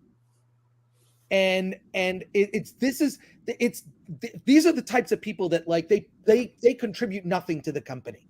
They contribute nothing. Those are the people that should be among the 7,000, and it should probably be a lot more, that need to be let go. If you're wasting company time deciding on what types of cereal and then turning that into a conversation about privilege, you're a waste of money. So, and look, I have more stories like this. A friend of mine, the latest WGA meeting, you would be interested in this script. The latest WGA meeting was a shit show about the strike. And I can't go into it right now. I need to like make sure my friend will let me tell some of these stories, but it's, we're fucked. Unless there's a huge amount of people that are going to finally stand up and push back. And this was the concern of my friend. The things that were spoken aloud at this meeting are the only way to stop it is some sort of revolution to push back, is to just say, we're not doing that. We're not doing that. Nobody says no. and you have so many inexperienced people elevated to positions they're not ready for, that it is destroying this industry. It is destroying the industry of film and entertainment. It shouldn't surprise any of us that Steven Spielberg went right to Tom Cruise, hugged the guy, and said, you saved the business. You saved movie theaters, because he made a movie with broad appeal rather than stick to some agenda. Well, yeah, but then, Judd Apatow comes off and shoots off his mouth at the DGA, attacking Cruise. You know what? Cruise can take it. Cruise can take it because Cruise has made money. Movie. He can take it. He's the one that cares about he's the one that's thinking about the audience, not thinking about the peers. A lot of times you see the people, they think only about their peers. Judd Apatow wants to be seen to be progressive and be seen to be virtuous. And so he acts accordingly rather than thinking about the people whose dwindling income is going less and less toward entertainment, because you have a class of people that have been ostracized and seen their paychecks dwindle. Look, I live in Pasadena, California. I feel fortunate. I'm sort of in this little oasis away from nonsense. Having said that, I went to Trader Joe's recently, and one basket of food with just essentials was $80. Yep. I mean, $100 is the new $20. Yep. It's unbelievable. And I've definitely changed and curbed certain aspects of my lifestyle because of this. And there's no thought of somebody who works for a living and they just want to go to be entertained, and they're being lectured about what an asshole they are because they don't hold certain views. And it's not as if Hollywood hasn't always been lecturing people, but they've done it in a way that's like, hey, here's a story. It's a parable. Take away from it what you will. Learn something or not, or just be entertained. There are lessons in Top Gun Maverick, but they're pretty universal messages, well, and the difference was then they used to just make a movie like Milk, right? They wouldn't hide it. It was just like, we're going to make this movie. This is about this thing, or Philadelphia, or what have you, regardless of if it was good or not. My point is they would, going into that movie what you're getting, right? I don't expect going into a Marvel film to be preached at about socialism is my fucking point, right? That's the big difference there. If I go into a movie like that, I expect to maybe have an issue about something or other or whatever. That's not going to surprise me then. Well, hey, Chris, I'm on board with your idea of getting rid of the people that are pushing back on this. There's 23 signatories at Disney right now that are petitioning against this change and forcing them back to work 4 days a week. I think those are 2,300 people you may not need anymore. Yeah.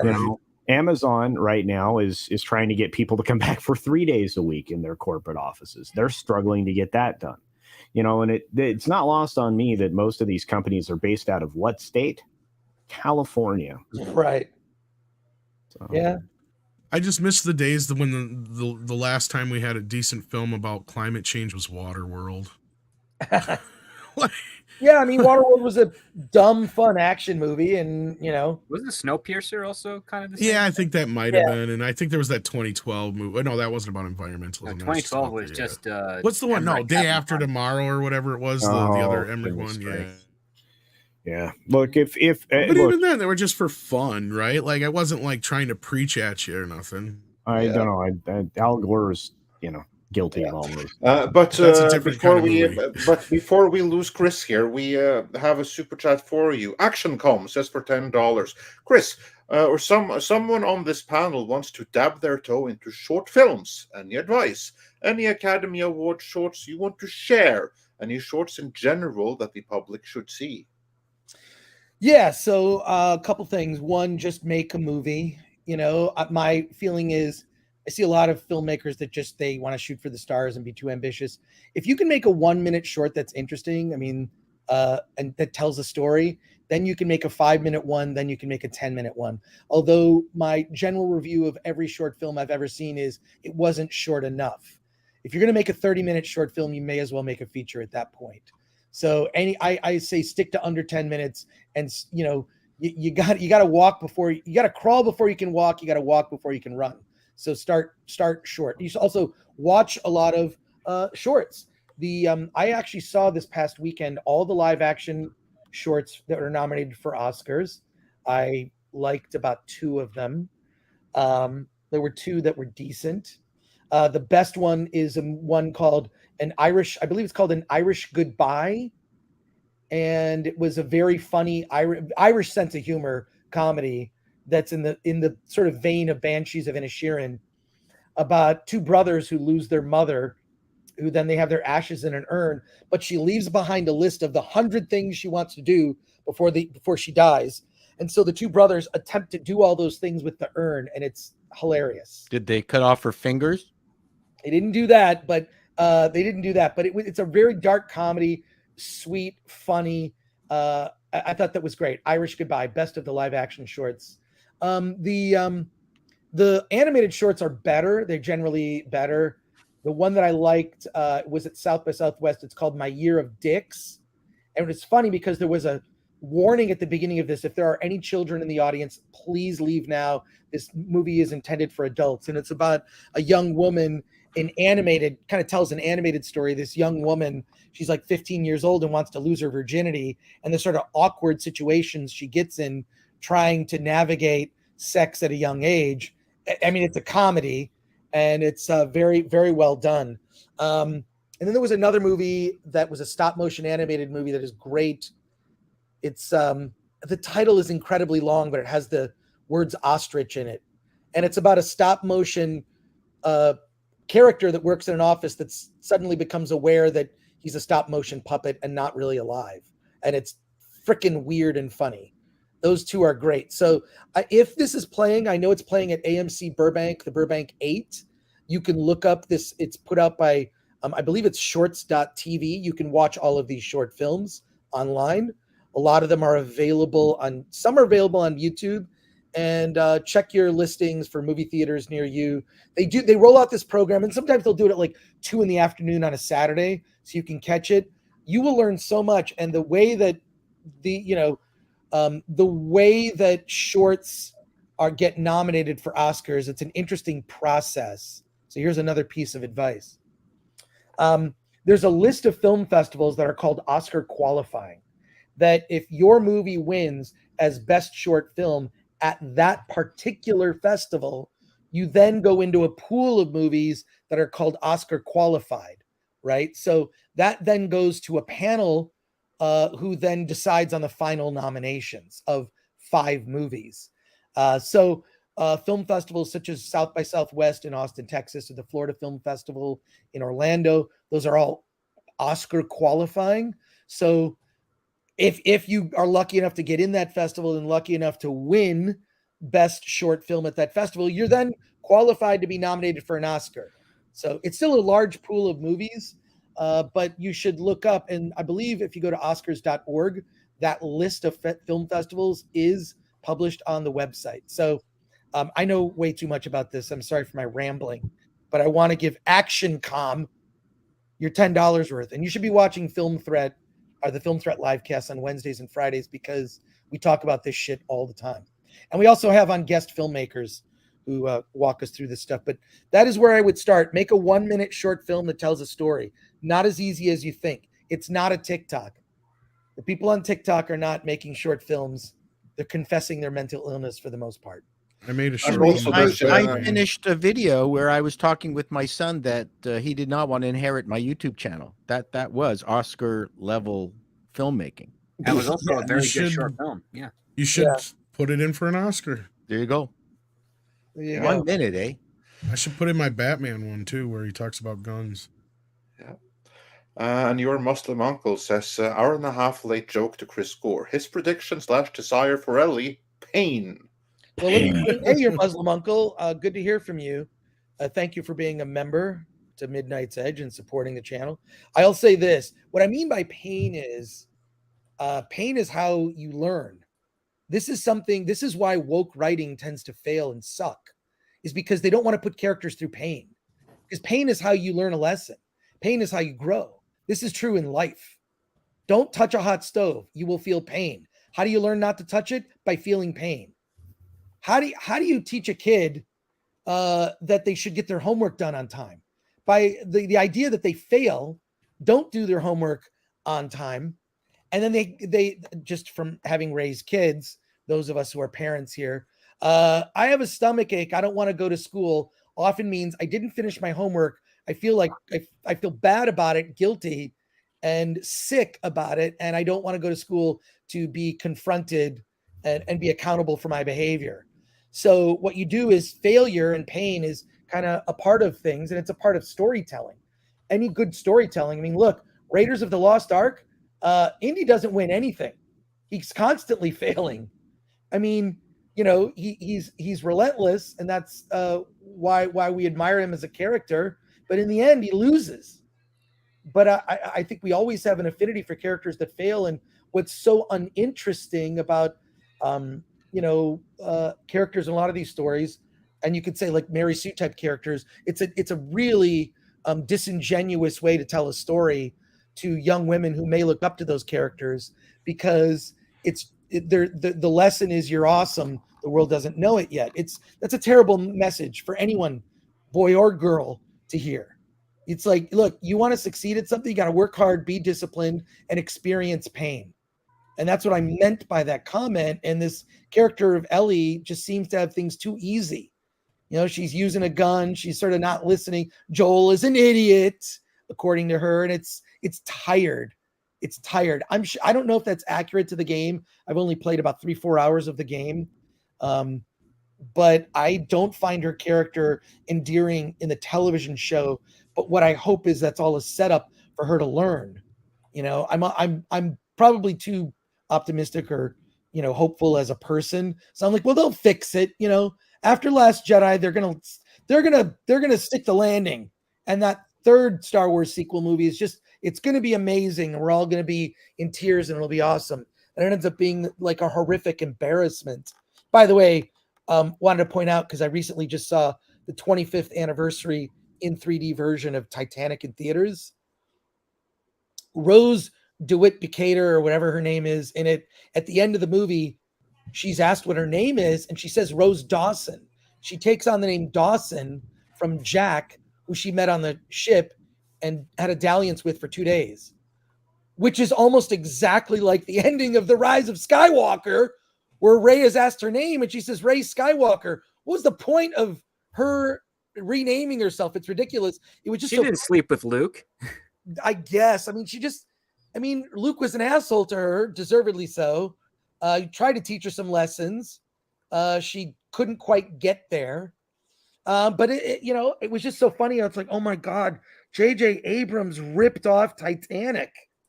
He ripped off Titanic's like that little button and Endgame and everything else he could, because J.J. Abrams has no original ideas. He is such a fraud. He should not. The fact that he was gifted all the goodwill of people who wanted to see Han, Luke, and Leia reunited in a Star Wars movie and then didn't do that. He was gifted all the goodwill of Star Wars fans. And like many, I'm sure, Tom, you're among them, I'm out on Star Wars. I don't care. Kenobi was sort of the last vestiges of hope. I just couldn't get into Andor. I was like, okay, I get it. It's Les Mis, but you've lost me. I don't care. And I'm not looking forward to Mandalorian season 3. Well, and I don't even have a problem with a Star Wars movie inadvertently or directly ripping off another film. I mean, Star Wars has been doing that since the beginning of time. Shit, the original Star Wars is loosely based on Hidden Fortress, for fuck's sake. I mean, that's nothing new. I didn't even mind Mandalorian borrowing from Lone Wolf and Cub. That to me is part of the DNA. Like, right. But Titanic? Like, no. Well, it's yeah. I get what you're saying. Like, it's like of all things you're gonna rip off Titanic. No, and you're 100% right. They even have that ship going down, that big ass ship and everything. I mean, I should do a video on it. But if you see those scenes back to back, they're so similar. I'm sure. in the way that even they're shot. Like, it's this seminal moment. It's the character sort of coming to terms with where she's at, her place in the world or in the universe. And the response is sort of matter of fact. Someone asks her name. She says Rose Dawson and Rey Skywalker. Very, very similar. It's a woman taking control of her identity and her future by claiming her own name. She chose to take that name. And it's, look, I saw it in a theater filled with critics who very much liked the Star Wars sequels, and people burst out laughing. They burst out laughing when Kylo Ren fell away and died, which was stupid. And then when she said Rey Skywalker, everyone burst out laughing there. I mean, it was it ends with laughter because it's so ridiculous and stupid. The fact that they didn't take Star Wars with some level of seriousness about the lore and the fans and what they would have liked. Look, we're still talking about it now, or at least I am. Well, did those critics laugh at the I am the Sith and I am the Jedi lines, which are clearly the end game thing of, I'm inevitable, I am Iron Man? I don't even know they made that connection. It was just so stupid.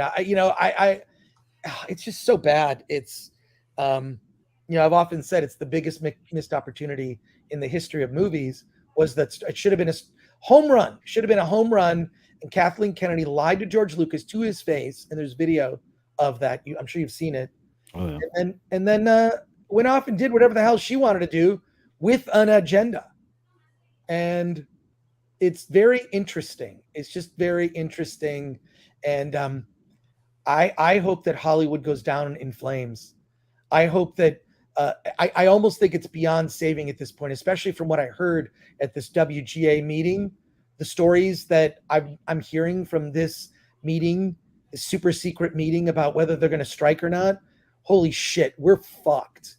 They're going to strike. Forget the strike. The strike. Chris, can you elaborate on that? I get what he's getting at. Yeah, please. For those who want to know out there. I can't elaborate. I'm just saying. All I'm saying. Okay, well, I'll extrapolate is that these fuckers are woker than fucking. They ain't going that would be my extrapolation too. The crux of it is there are a lot of people that have been hired in positions they're not ready for because they didn't go through a mentoring process or basically they're all diversity hires. Yeah. You got to, as they say in the mafia, you got to make your bones. Yes. And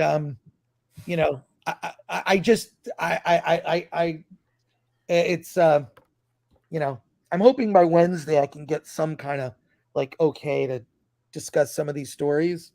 But it's when you hear them, like the Disney breakfast cereal story, it's gonna blow your mind. This is the level of stupid. What I don't understand is that the previous writers' strike almost delivered a death blow to Hollywood. Yeah. It is barely crawling now. What is the logic?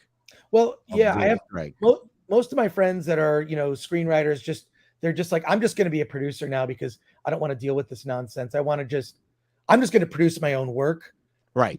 Be a screenwriter and someone who raises funds or, transition to being a producer because the industry is just in such dire straits. Didn't it start with a question about Roald Dahl? Yeah, I'm upset by it. I'm pissed off.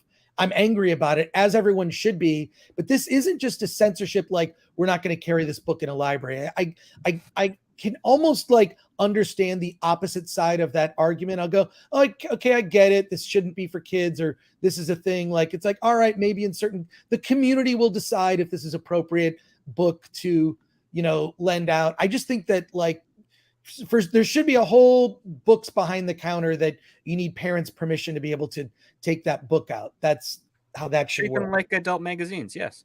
Yeah, we actually got into a great discussion about this last night, and that's kind of what we boiled down to because Paul had brought up Tintin and the old Dr. Seuss thing from last year, and I said the problem I have is with the Dr. Seuss thing, they're canceling those specific books plus taking them out of publication. I say they shouldn't take them out of publication, but you can present them in a way where they're not for children, and it's basically like what Script is saying. You put them in a collection where they're clearly stated what they are, what they are, and they're sold in a way that is for historical preservation and aimed towards adults and not children. That's the way you do that. Same thing with the whole editions of Charlie and the Chocolate Factory. I wouldn't have an issue so much. Even Roald changed a few things in the book over the years. He changed the Oompa Loompas from being African pygmies to just being orange or whatever it was, like the movie, and stuff like that.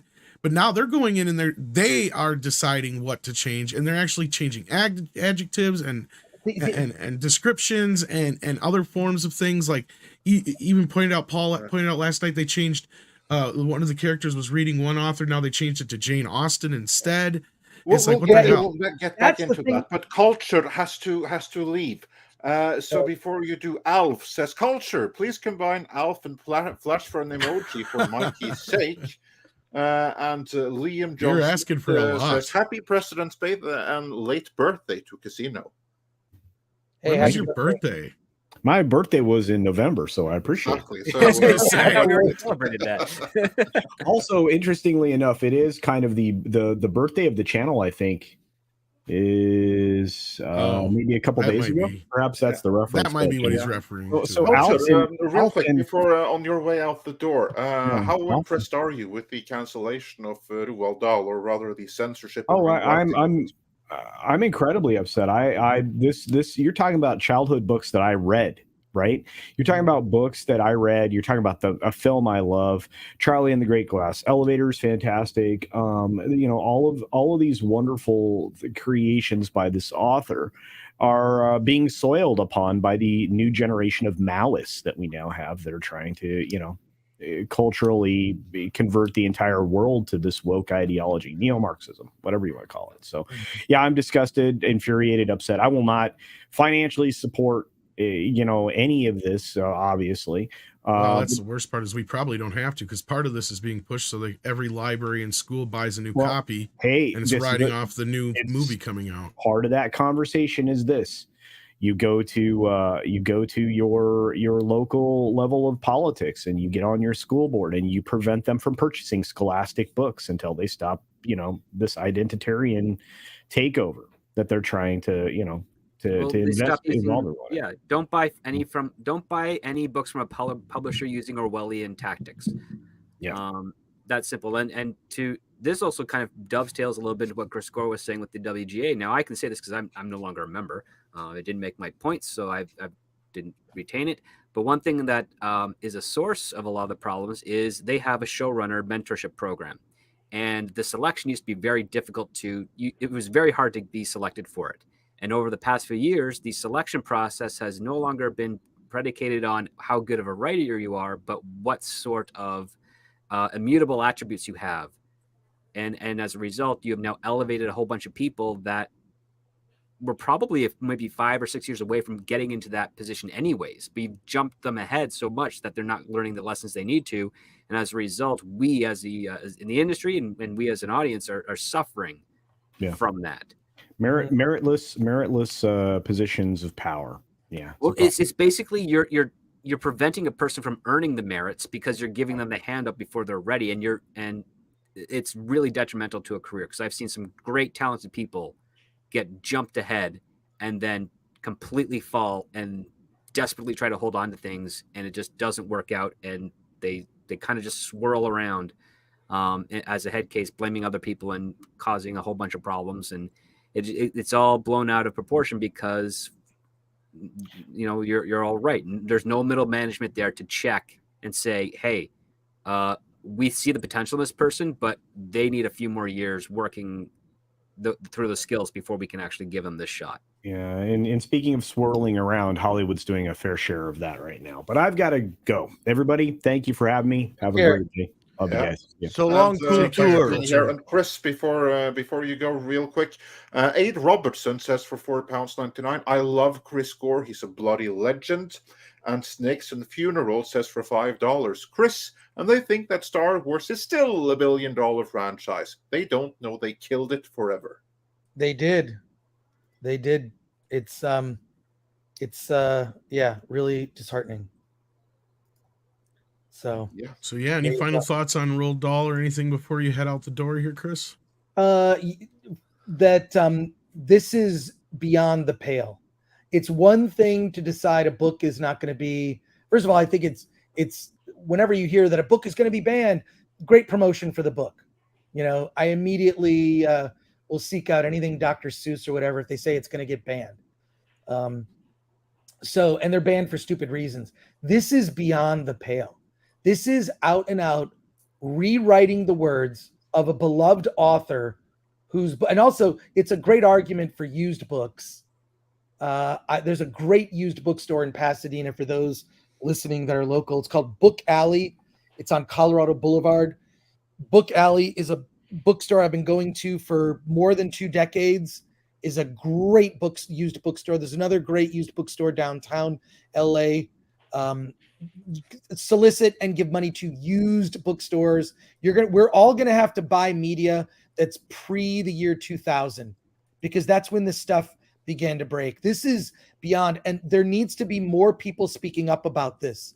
Who's to say that someone like Stephen King is not going to be rewritten later? I mean, people have already tried to go after Stephen King for some passages in It, right?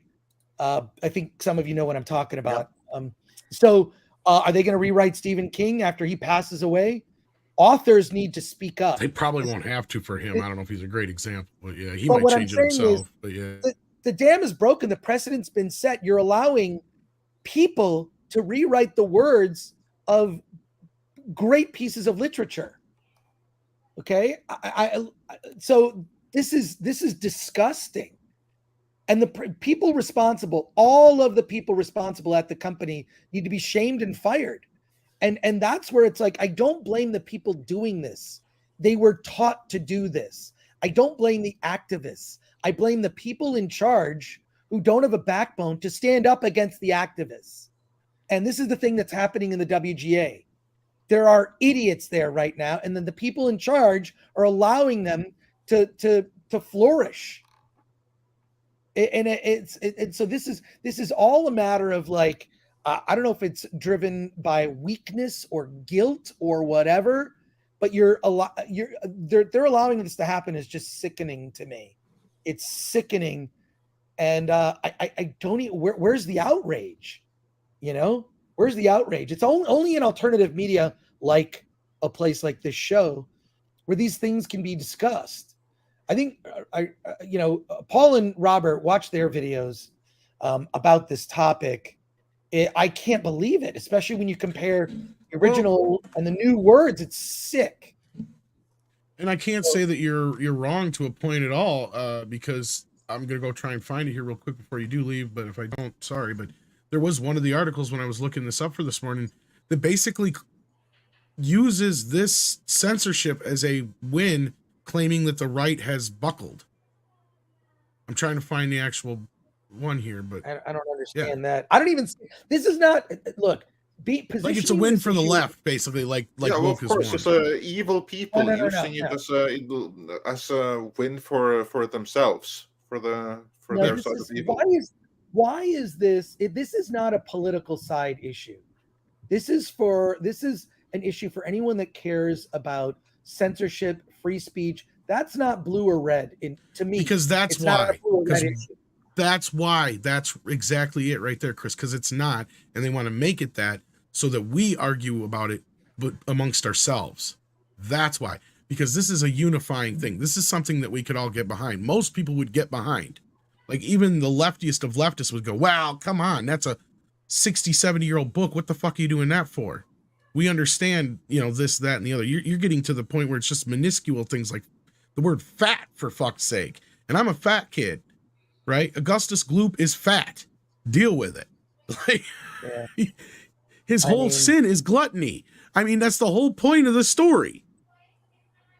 Yeah. Oh, no, but the thing is, the people involved doing this don't know or pay attention to that because they don't care. They don't do the work. It doesn't matter to them. All that matters is for them to justify what their existence is. And the only way they can justify that is pointing out the pseudo flaws in things that aren't really flaws and saying, we have to fix this and only we can do it. Yeah. And I'm sorry to intercut there, but Mr. Chato regrettably have to leave us. But you did a great video on this topic.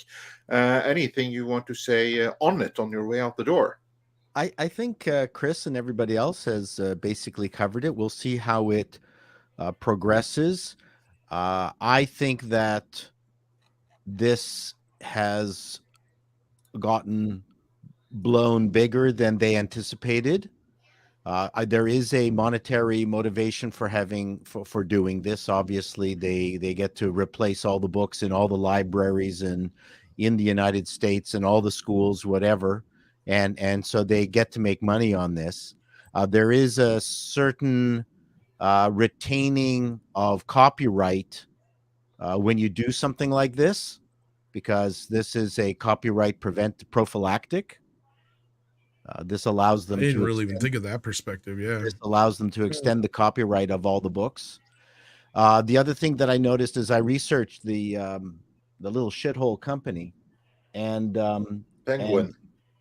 Inclusive Minds, and they're like a tiny nonprofit who seems to espouse the prevailing Hollywood notion that diversity means only black and gay, like nothing else. There's no ethnicity, there's no other people, there's no Oriental, nothing. So well, that kind of goes along with their thinking, because what was it, Leslie Headland, who's basically was like, couldn't get her head around like, oh, you can't be racist if you're white. White isn't diverse, is how she said it, or whatever, like something like that. Well, I mean, so you are racist if you are, or you are racist if you're white. That's what I mean. And so yeah, so having white people doesn't mean diversity. And or it something like seems that. to me that these companies are talking and having lunch with tiny organizations like Inclusive Media, and they get talked up and they go, oh, wouldn't this be a wonderful thing to do? And then they, this is their first big job. And I think I think the backlash to this is far greater than they anticipated, and it's only going to get worse. Unfortunately, the question is, will that backlash help, or No, is it just about I don't think so. that's not going to do anything?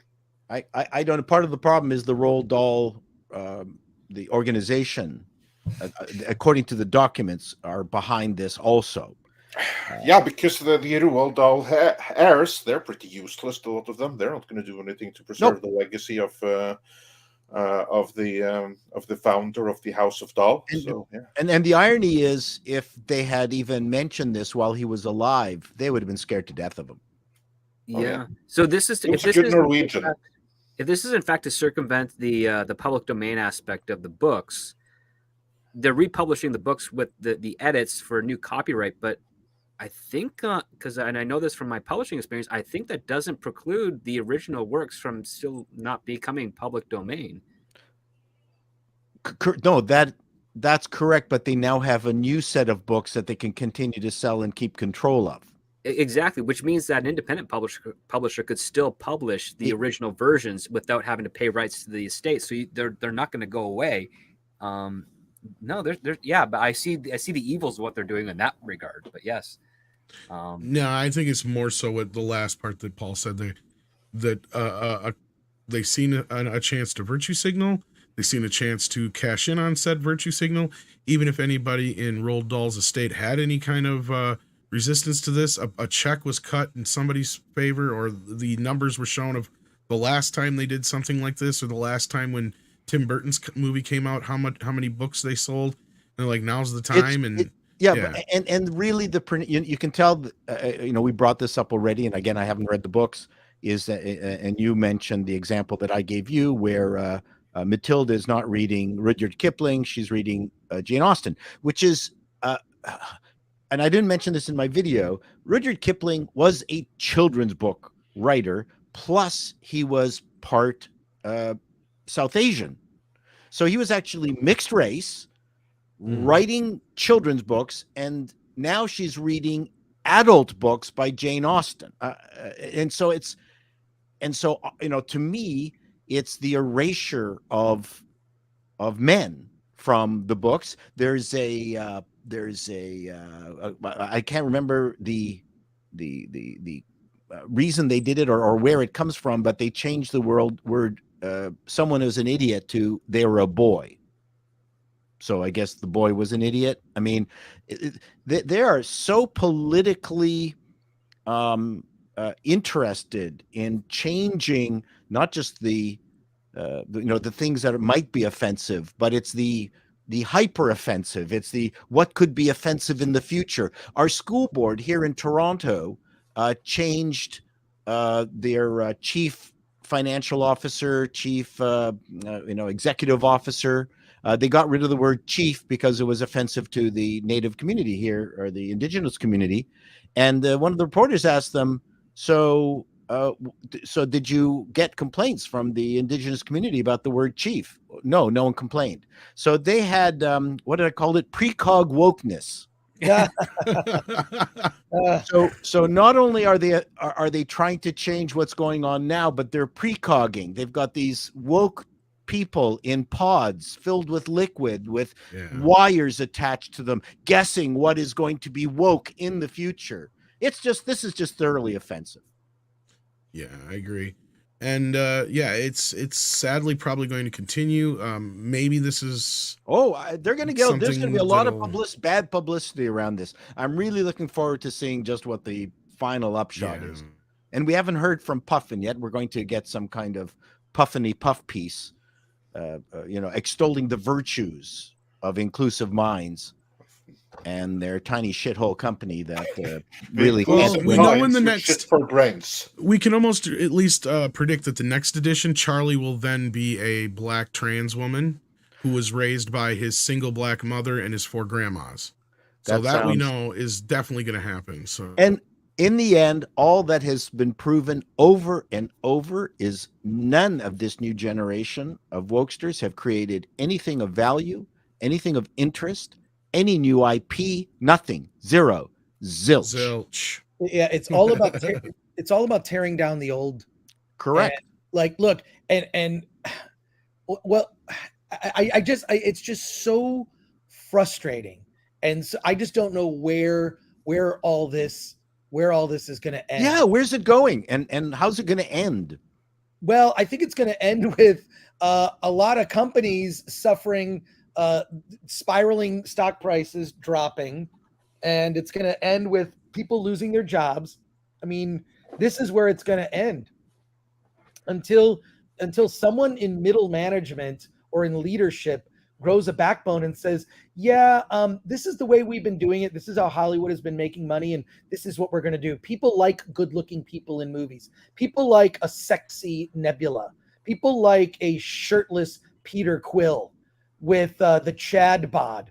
I'm sorry, it's the way it is. Deal with it. I'm sorry that you may feel intimidated by that, and that may hurt your feelings, but it's not about you. And the other thing that concerns me about this is by making every character bland or taking any specific attributes away from characters, you're not allowing the audience to identify with someone who isn't them. Look, I read plenty of Beverly Cleary books when I was a kid. Ramona the Pest being among my favorites. Not all the characters were boys. They were young girls. I was able to identify. I was able to relate to a character that didn't look like me. This is the lesson, empathy. Except when you were in drag. Except when I was in drag. But what I'm saying is that part of the lesson of all fiction, literature, comic books, movies, video games is you see yourself in someone who isn't you.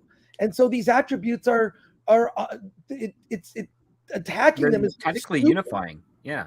Yeah, it doesn't help any. It's just such stupid decision making by people, who think they're doing a good thing and think they're doing a nice thing. And well, I mean, you take the example where if you got a racist neighborhood and you grow up learning about that one certain word, which we won't use, and it gets into your system one way. My son, after he read Tom Sawyer, thought, Huckleberry Finn is just a continuation of it. It rocked him to his core. That book taught him what that word meant. Yeah. And he would never use it in his life. And so people complain, all they see is the use of the word. They don't understand the context of the book and how powerful it is. And I dare most kids these days to read it because they won't be able to. It is a very difficult book to read. Parallel that with the modern day and how they go after Tarantino when he uses it. It's like, no, you're not looking at the context. And when but that Django and Chambers, Tarantino's not a children's. Exactly. Yeah, there's a differentiation there. That's true. And that was a very powerful in in his life and his learning, and he learned what that word meant in the right way, I would suggest to you, as opposed from a bunch of racist relatives. And I have no idea where this is going. I'd like it to end. Yeah. Soon. Yeah. Yeah. Speaking of ending, I know both of you have to leave, and we Yeah. certainly have Chris on Yeah. overtime. But Yeah. Alf, Yes, thank you, Chris. Thank why you. are you acting like erasing history is a new thing? The concept of erasing history has been around for centuries. It's a paradox that keeps repeating. Says Alf for $10. So thank you, Alf. Well, yes, absolutely. Yeah. No, I you know, my point wasn't that hasn't happened before. My point is I haven't noticed it so in such an overt way in my lifetime. So it's just very, very bizarre. So, you know, I don't know. But thank you, gentlemen. I was able to stay on longer because I kind of took a phone call there and disappeared for like 10 minutes. So thank you for that. No, I appreciate it, man. Oh, thank you. We love having you here, and Mr. Chato as well. So everyone, make sure to check out both Film Threat and Call Me Chato. Link for both is, of course, in the description. And especially check out Film Threat streams on Wednesday, which you really cannot miss. Anything else you want to add to that, Chris? Yeah, we're closing in on 69,000 subs. Wow. You are not subscribed to the Film Threat YouTube channel. I know there's a couple thousand people watching. Please subscribe to Film Threat. Get us to 69,000. My partner there, Alaning, will very much appreciate it.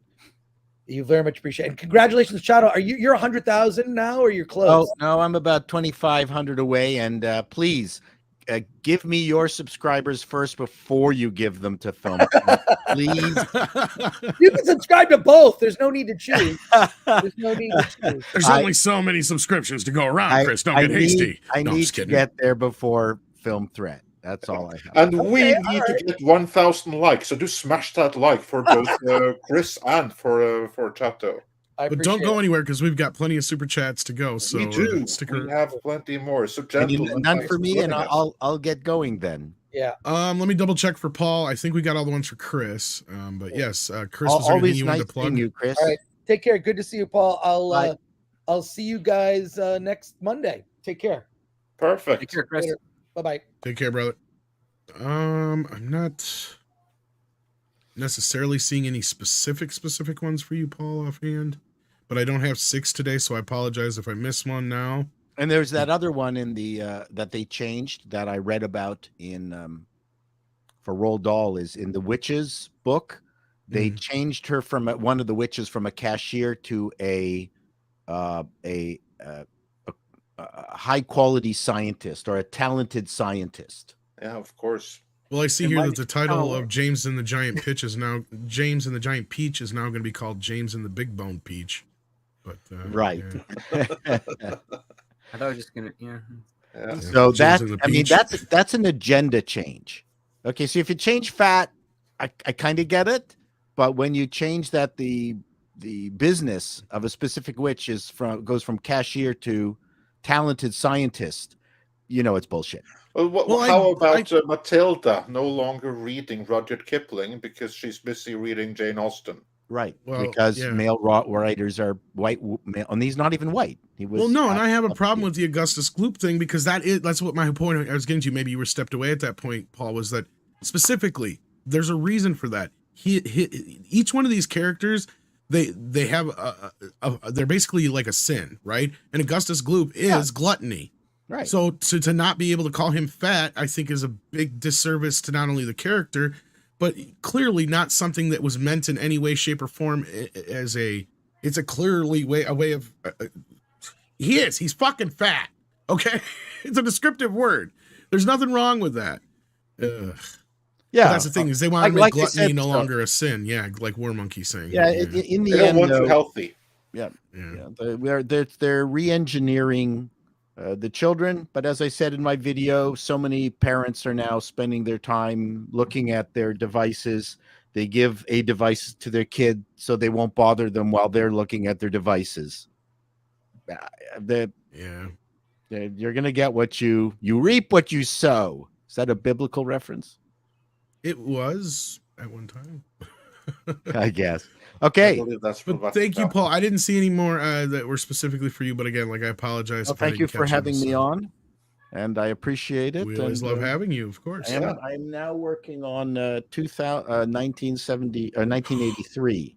Ooh, it's a shitty year. Yeah, I'm more worried about 84 being a good year. We'll see. I'm going to check. I'll check that out. I'll give you a hint one day. We gotta wait. It's fine by me. I love the anticipation. Trust 83 me. first. Like we'll see you, they are my favorite videos right now. So take care. They're fun to do. They are fun to do. That's for sure. Bye, everyone. Thank you so much. Right, Andre, I had one question. Andre, quick question. So Roald Dahl was Norwegian. Yes, Roald Dahl was indeed a Norwegian. So he was kind of a nasty parents, raised in the UK. Okay, so he's a bit of a nasty character. So would he be typical of Norwegians? Luigi, hey, Norwegians, how are you? They're South African. So he would certainly have some of the dead insideness and some of the bitterness, I think, because he's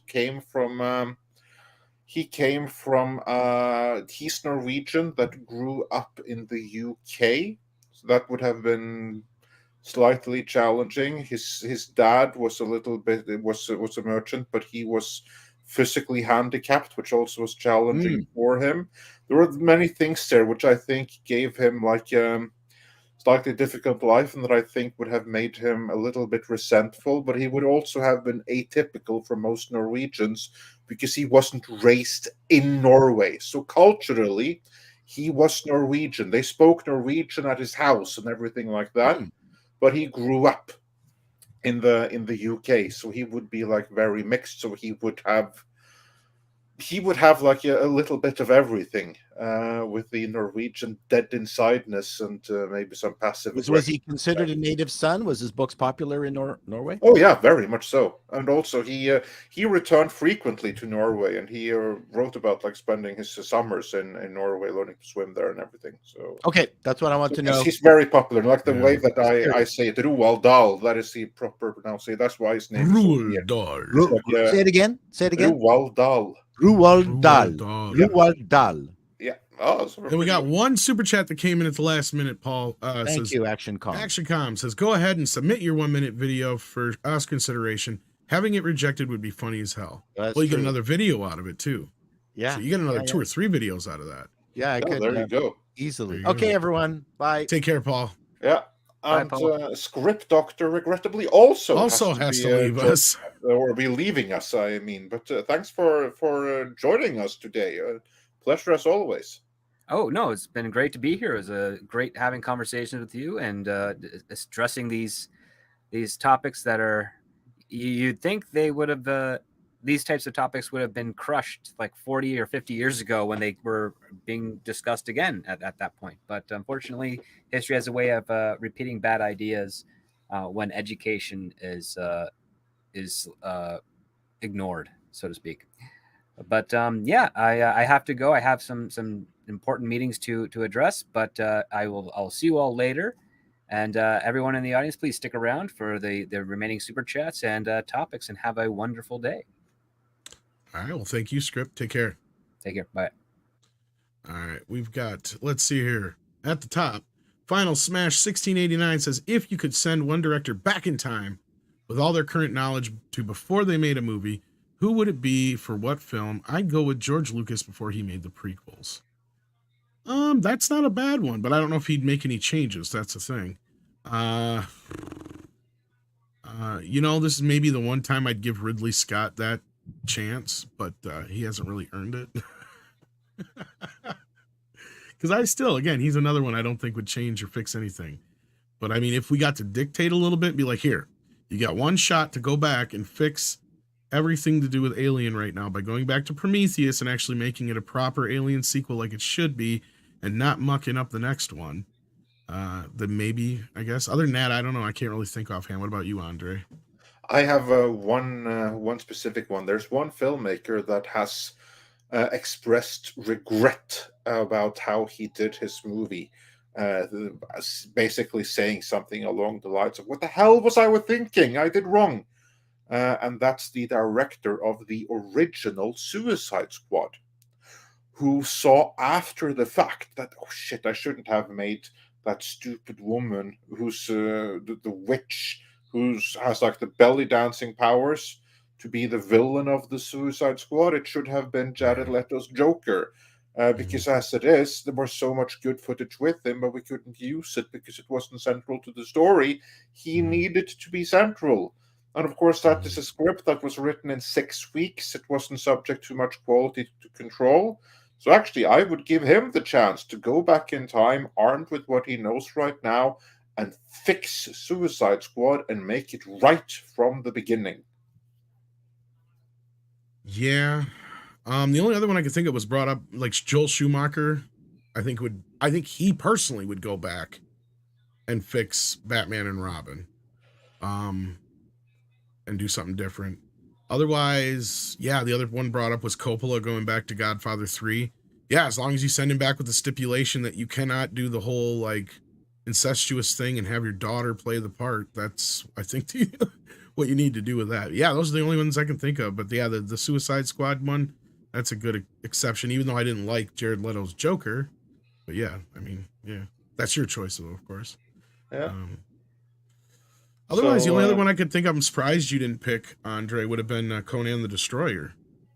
Go back and make it R-rated. Yeah, I would, but again, the director didn't really have a choice there. That was like a studio. It was the director that screwed up there. It was the studio. Well, that's where I'd get a hold of De Laurentiis and tell him, so if anything, if you could go back in time and show Dino De Laurentiis the way, then yeah, of course I'd go with that as a Conan fan. I'm like, look, here's what you did with Conan the Destroyer. Here's what you did with Red Sonja. Now, I don't know that you don't understand this, but let me show you the box office for these movies. Now, go back, hire John Milius, and fix. I would say that to him and hope that he got that message, if nothing else. I think that those are good answers. I'm sure there's quite a few more that you guys in the chat could come up with or in the comments. Let us know. Hillis Mallory sends in 20, though. Thank you so much, Hillis. That's very generous. Oh, thank you. Says, I saw Ant-Man and Wasp Quantumania yesterday. Not a bad film. Good pacing and nice interaction between main characters. MODOK is what I consider a variant TV show, still canon. Yep, and it is. What happens with the king set up others getting loose. Are you sure it is? I thought he said anything pre-whatever on TV isn't canon anymore. But you could be right. I don't know. No, the variant he's referring to the Loki show. Oh, that's most definitely canon. I mean, I thought he meant the MODOK canon. The end credits.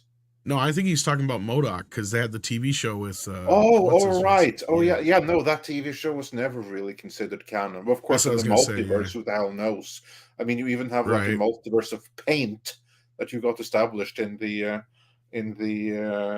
Doctor Strange and the Multiverse of Madness. So yeah, sure, why not let MODOK the puppetry be a variant as well? I guess everything is a variant, so might as well. But I'm glad you enjoyed Ant-Man. Doesn't sound like too many people did. So there you go. Yeah. And we got Hillis Mallory again saying nearly the same thing, but only this time. Or wait, this was saying exactly the same thing. This is my screw up. I thought it was a member chat from the mod group. That's my fault. Sorry about that. So we got did we finish? That's part two. Part two of the same thing. Same one. Others get loose. Yep. Okay. That was my screw up. My bad. Paulus Plain sends in a Norwegian 200 krona and says, Tom, no Andre woke news. Nasa John hurty birdie. The problematic. Yeah, I'll do it. Tom, no, Andre, woke news. Nasjonalmuseet Christian Kroghs kjente maleri av Leif Erikson som oppdager Amerika. Ja, Cthulhu-fortagen. Problematisk. Karin Hinsbo, direktør ved Nasjonalmuseet. I think I can translate this. Something about Leif Erikson and a painting and it being problematic.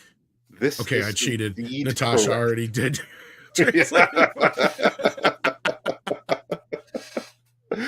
Actually, thank you for bringing this up, Paulus. I want to bring up the story here, and I do have it, so I am going to bring it up on screen here. Now, this is just me going to boomer it, so you have to give me a couple of seconds to do it and get it right. Now, yes, here we go. So the story here then, and this is from Norway, and this is a Norwegian publication, which is not mainstream. This is Norwegian alternate media, because that's also where you have to go to get the real news. And the story here then, which I'm about to translate for you, is that Leif Erikson discovers America. That is the name of this painting, and it is by Christian Krogh. Now, for those that do not know your history, or for those that are not caught up to with Vikings Valhalla yet, this is the guy in that series. Leif Erikson is the first one from Europe that we know in history went to the Americas. He predated Christopher Columbus by several centuries. And what's been going on the last few years is that the director and curator of the Norwegian National Gallery, which is now in a new building, in the old building, this painting was by the entrance by the stairs, so everyone would see it coming into like the main halls and everything. But then they decided that, you know what, this picture is really, really problematic because it reminds people of colonialism, and we can't have that. So we're going to place it where it belongs, namely in the basement. And as soon as this got out, I'm very, very happy to report that this caused quite a stir, because everyone in Norway thinks that this is pretty insane, to be honest, because we are not down with the wokeness. You have some academics that try to import the wokeness straight from America, because these are also deluded people. And that's basically what the director and this curator then are, crazy academics who subscribe by the woke. The reason that I bring up this article is because here we actually have a local politician who is from the party Red. In case you can't guess what that means, that's not red in Norwegian politics. That's not conservative. That's communist. So this is someone then from the Norwegian Communist Party. And here is what they have to say about it. One Mimir Kristiansson. And this statement then from an actual Norwegian communist on the cancellation of the painting Leif Erikson Discovers America is: this is so stupid that you would not think it possible. I'm just doing live translation here. Christian Krogh's painting Leif Erikson Discovers America, that used to be in the stairway of the old National Gallery, has now been confined to the basement of the new one. The reason? The picture is so-called colonial, according to department director Stina Högqvist, with Swedish. And therefore, you cannot have it up. I mean, someone in the audience might be injured by the picture, or possibly allow themselves to be inspired and set the course for Newfoundland with the goal to kill Native Americans. And then he points out some more double standards from this museum for the conclusion: this is political correctness and raw capitalism walking hand in hand. That's interesting. This communist, and this is a communist saying this, blames capitalism, which is ridiculous. And here comes the fun part then. Also, it must be possible to ask, by which right does a Danish museum director, because the museum director is Danish, and a Swedish department leader in the age of post-colonialism, which right do they have to dictate the Norwegian artistic canon? Being Danish and Swede, certainly coming into Norway and being in these positions and editing Norwegian history, that is colonialism, isn't it? So basically, that's the backlash of maybe that. They just got confused and thought they were Norwegian. Because I mean, we always get them confused. So yeah, I know. And basically, then the story continues was a bad with joke. some attacks on American wokeness and even some attacks on Sweden and what Swedish culture, because Sweden is. I'm not going to go on it about. Well, no, this is just more of the same thing. Swedes watching will know. This is more of the same thing with the Roald Dahl business. And I disagree with it. I think it's redonkulous. I mean, yes, there's always context that needs to be specified for some people. I'm not going to disagree there, but at the same time, most people are smart enough to know the context of most things when it comes to, I'm reading or watching a movie that's from the 1960s. So there may be something in it that is not necessarily up to today's standards as far as, wokeism. But there's most people don't give a fuck. But yes, anyway, continue with the painting. There's a happy end to this story, and this is from today, from like 5-6 hours ago. We have an update, and this then is from Aftenposten, which is one of Norway's leading papers. That it used to be conservative, but the corporate owners couldn't have that, so this is also now a rather socialist-leaning newspaper. But anyway. That aside, the news that they are reporting is that the National Museum are doing a turn, or doing an about-face. They will hang up the Krog Leif Erikson painting anyway because of the backlash. And then they say, now that it has been so much debate about this picture, we will make it available for the audience. Because due to the massive criticism, so good going, Norway. I'm proud of you. This is good. Really, really good. So then they talk about the backlash, the people involved. This is the one pictured right here. This would be the Danish woman. They basically apologize, saying that their comments were out of context and all of that jazz. So now the picture will be up in the National Gallery for the next 4 weeks. Then it goes back to the basement, because they probably haven't really changed their minds all that much. But I would anticipate that they're going to have some pretty decent visitation numbers in those next 4 weeks. But what I think is pretty good here is that, there was a massive backlash, such backlash that they have to put it up, and now people will be coming just to see that picture. And if people continue making a stink about it, maybe it will stay as well. It should. So that's that story on the topic of the cancellation of Roald Dahl. So there's more Norwegians attempted to be cancelled, but this one failed, at least temporarily. That's good. There's that, because we cannot have this kind of crap continue on. It's just ridiculous. I don't care anymore about what their reasoning is for it, because to me, there's no good reason. I mean, unless somebody's physically being hurt or whatever, then there's no reason for it. People are dying. Like, is the book giving people a disease? Is the painting making people, freak out and kill people or something? Like, that's the most strangest thing I've ever heard in my life, is that and I know you were kind of probably being facetious there, or was that actually in the article? No, that was in the article. That was the response from the me? communist. Oh my fuck. Please stop the planet. I want to get the hell off. That is the dumbest shit. I thought you were being in jest there, Andre. I didn't realize when I that said, was... like, the thing about, like, that it might inspire someone. Inspire some new colonists. Like, we're going to go over. Well, where? It was actually, what that was in the article. It was the communist that said that, but only like mocking the craziness of the woke people. That this communist then misattributes to capitalism, and nothing could be further from the truth. That whole thing just sounds ridiculous to me. I'm just like, what?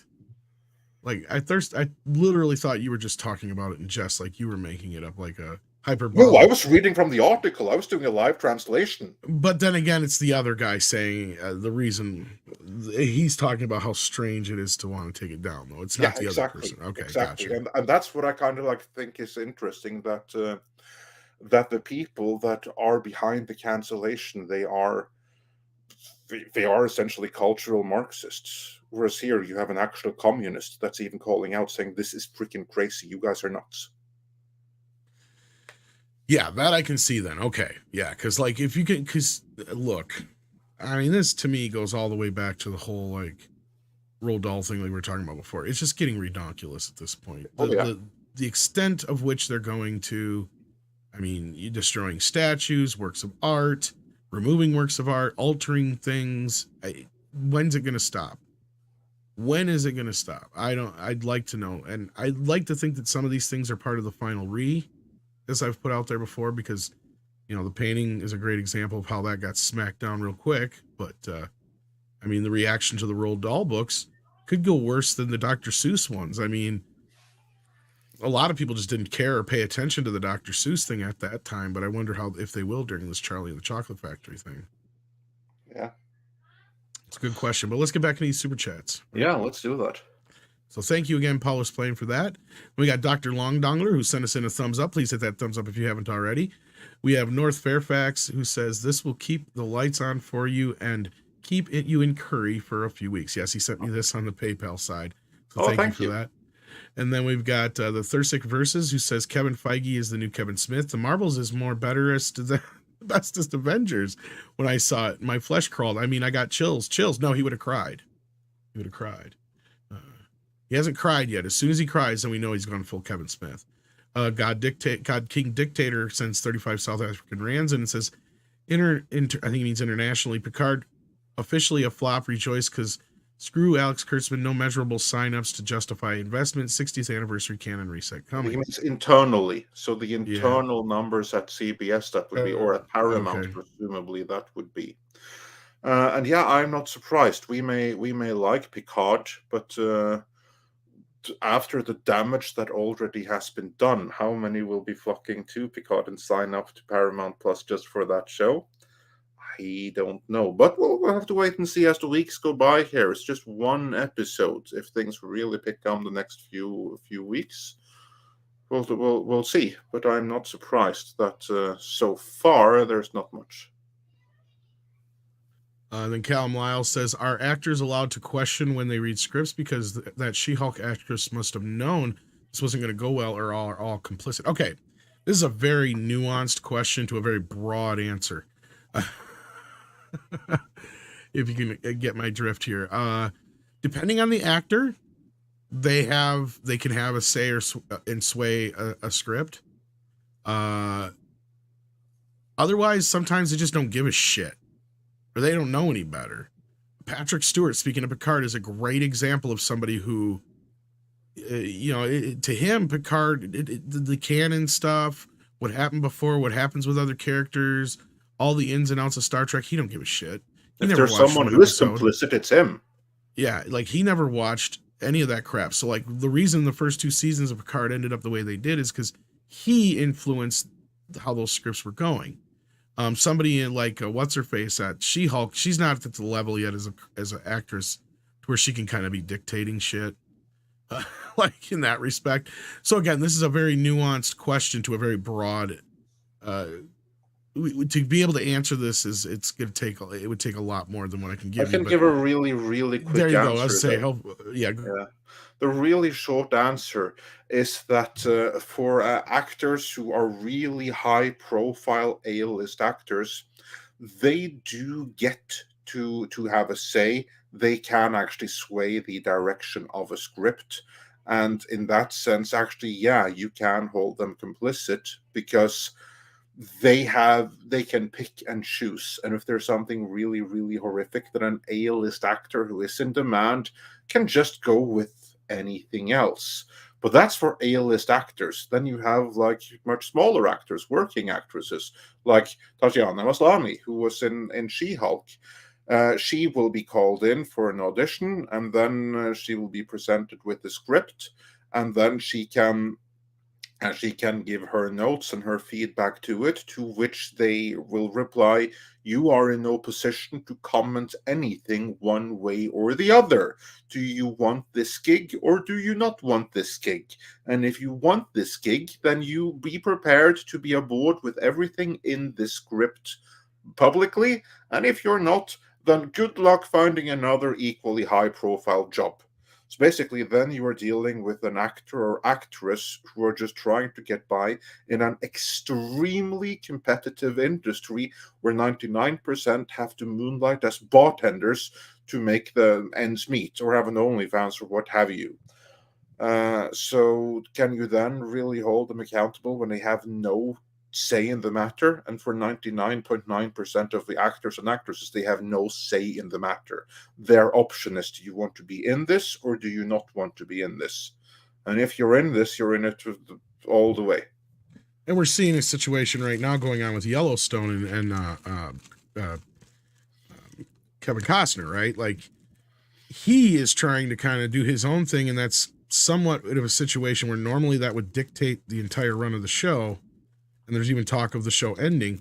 And the only reason Paramount isn't stepping in is for their own reasons that it would take forever to explain. But yeah, like, that's a great example of a situation where that kind of brought that whole show to a screaming halt for the most part. If it wasn't for the fact that Taylor Sheridan is equally as, or more so right now in Hollywood, powerful, and his shows have been doing well outside of that, they'd probably be more worried about Costner. But at this point, they're like, go, get away, fine. We'll just revamp the show and put it on Paramount Plus then instead.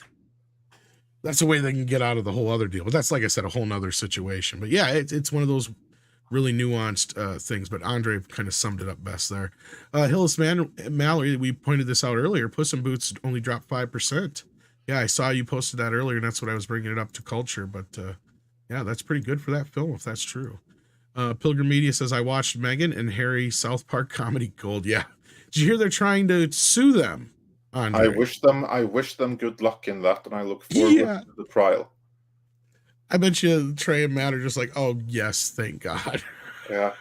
I hope it'll be live in front of a studio audience. It'll be the most fun thing since the Amber Heard thing, only less serious. But of course, it'll never go to trial. That's the beauty of it. Yeah, but of course, Megan, she has all of the Amber Heard mental conditions. So yeah, I'm not surprised. Exactly, like I said, but it will never get to that point. But like, yeah, because that's definitely under parody and satire. And at least in the U.S., if you're a public figure like that, and by public figure I mean somebody who's the UK too. Yeah, like royalty would be, I assume, the same as like a president or a senator or whatever. That's where Schwarzenegger ran into issues. He tried to stop a bunch of shit, but as soon as he became governor, there was nothing he can do. Right? Like, unless it was encroaching on the Terminator or something else, then there wasn't much he could really do. He couldn't even really stop the Governator material because it was protected. I'm sure. Protected under both parody, and he was a public figure now. Yeah. So that makes him uncopyrightable at that point. Yeah. Yeah. And even then, in this case, it doesn't matter because they're not using their actual pictures. They're not using their full names. And they're saying they're Canadian royalty, not British royalty. So it's pretty well protected. I don't think they're worried about it. I think they appreciate the attention, though. That's what I'm saying. Yeah. They're like, yeah, please sue us. Try to. Jim Watari says, I did not know that White Noise was a pre-documentary. Well, I vaguely remember that movie. Mr. Buttcrack Media has gifted 5 Midnight's Edge memberships. Thank you so much, Mr. Buttcrack Media. That's amazing.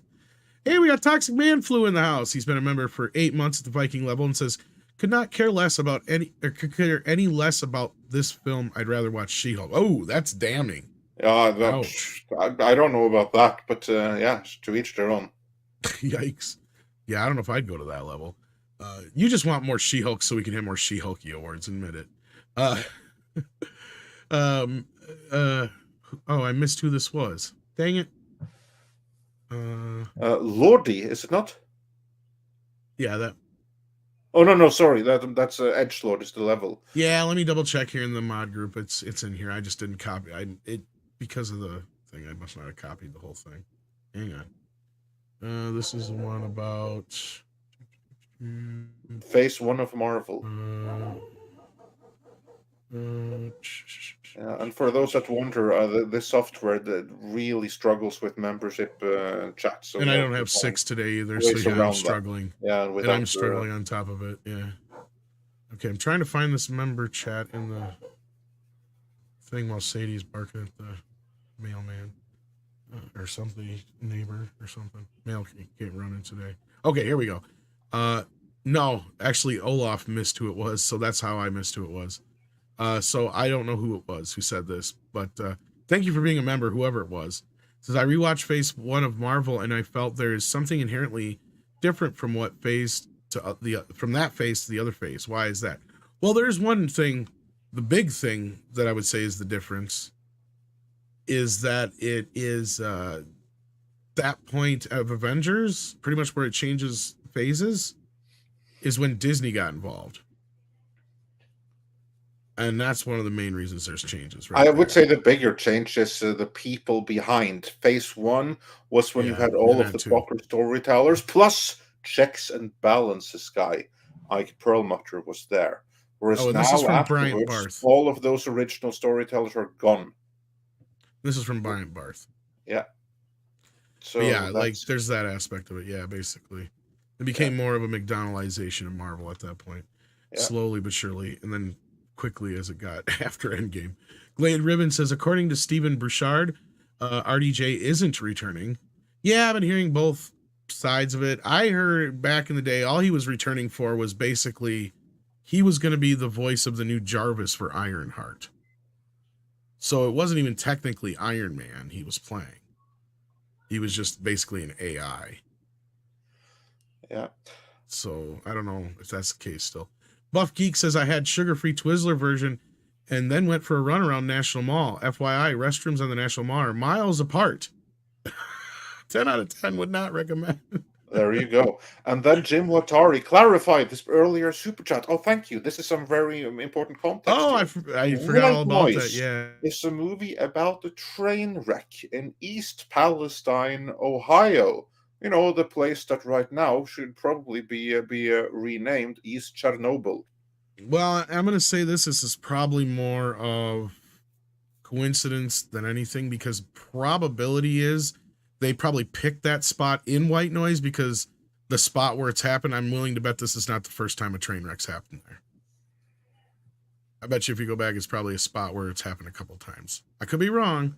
I'm just poking in the dark here. Otherwise, that is eerie as fuck, but yeah. Well, there have been quite a few like train derailments lately. Maybe we just noticed them now, but... Well, yeah. Well, this one specifically just because of the chemicals on it. I'm saying maybe they've had derailed trains in that area before because of a part of the track or some variation of the terrain or something, and they just picked it in White Noise because it already had 2 or 3 train wrecks there over the last 100 years. You know what I'm saying? I could be wrong, but I'm just shooting in the dark there. Yeah. I don't know enough about it. I will just say that... Actually, I'm not going to say anything. I'll save it for Rumble.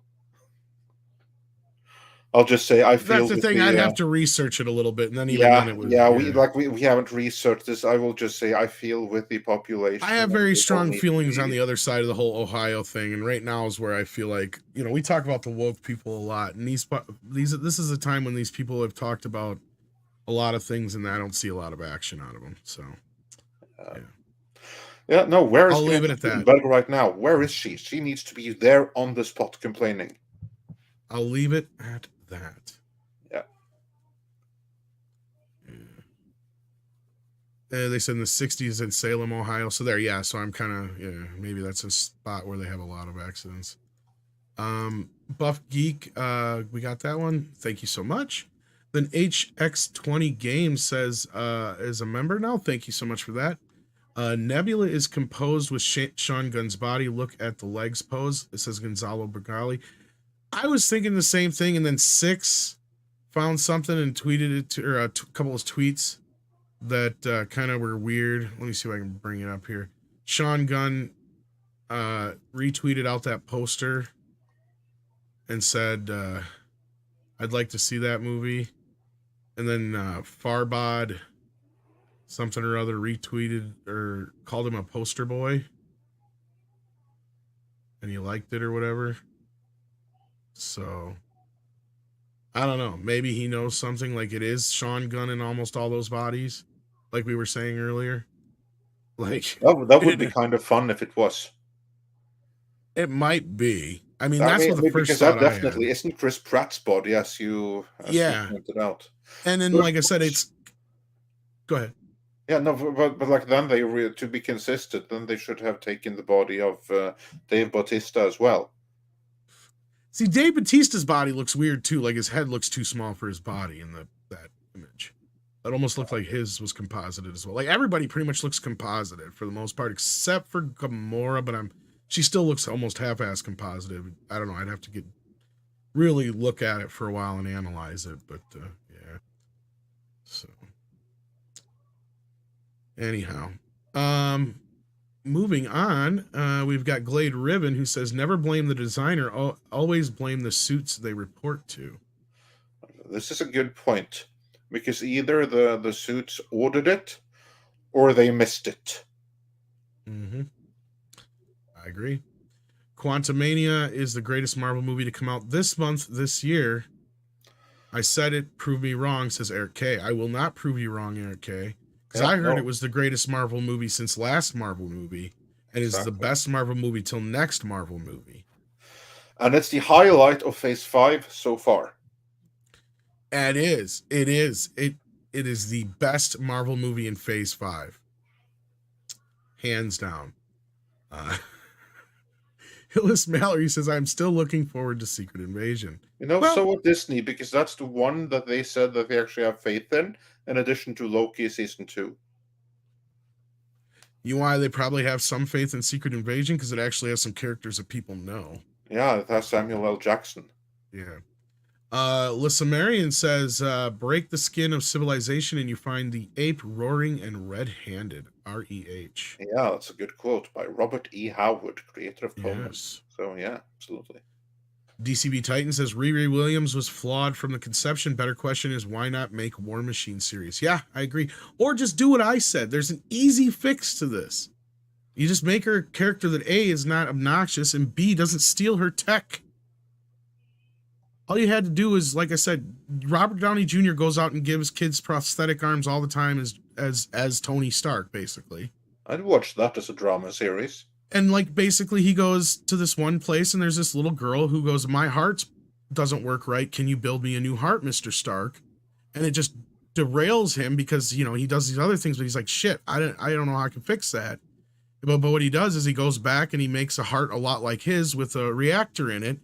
And then after he died, like he died in Endgame, you could have set it up that he had a suit built for her and inscribed on the inside is, you are my Iron Heart. And that's where she gets the name. Ooh, how hard is that? Too hard for the new generation of writers. Refer back to what Chris Gore said that he didn't want to elaborate any more of, but I think we can safely extradite from that the diversity hires currently occupying Hollywood writers' room aren't doing all that great. It's not that hard to do, right? It's because the thing is they got to be able to make her independent or tear him down somehow. That's their goal. See, that's the problem. That's the easiest way you can fix it is not do those two things. And it's just like the Cobra Kai writers do. You got to respect the past and then it's easy to come up with new characters who you can look up to or like because those characters look up to and like the classic characters. If you get somebody who's an obnoxious snot, then they're not likable. And if they're stealing tech and doing other stupid shit, who's going to like them for that? I mean, it's just dumb. Makes absolutely no sense. But yeah, Riri Williams is one of the dumbest characters I ever heard of in my life, and she's easily fixed, unfortunately. Gabriel Kuroga says Ant-Man was powerfully mediocre and boring. They did nothing interesting with the Quantumanium realm. By the way, Kang has now been beaten by Sylvie and Ant-Man. What the fuck? Yeah, they actually brought this up the other day, Friday, when we were talking about the show. You might have missed it, but yeah, Andre, you brought this up. Basically, Kang is one of the worst villains ever. He's a joke. I mean, the potentially scary thing about him is that there might be an actually capable version of him out there somewhere in the multiverse. But the only thing we've seen so far is that he is nothing without his uniform. We've seen Sylvie, who is gender-bent Loki. She killed him. Ant-Man beat the snot out of him, and so did the ants. So yeah, this is someone who Ant-Man, the least formidable of the Avengers, who's also an idiot, and he can hold his own against Kang. Well, he is a boy, like that book said. Yeah. I mean, Kang wouldn't last 2 seconds against the real Avengers. Yeah, no, like this turns me off completely. Like I said, I didn't watch all of Loki. I watched the first and most of the last episode, and the whole Kang thing to me came off as dumb as hell. But I mean, I can at least accept Sylvie doing it because she is a female Loki. Loki has powers. Loki is a very powerful being. Like, he's at least a formidable foe. Ant-Man, though, might as well have been fucking Hawkeye for that matter. I mean, like, Hawkeye is 10 times as formidable as Ant-Man. I mean, Kang wouldn't have stood a chance against Hawkeye. Really, maybe unless like Kang was like riding a snowmobile, maybe then. But failing I mean, yeah. I disagree to a point because yes, Ant-Man can be useful in his size range.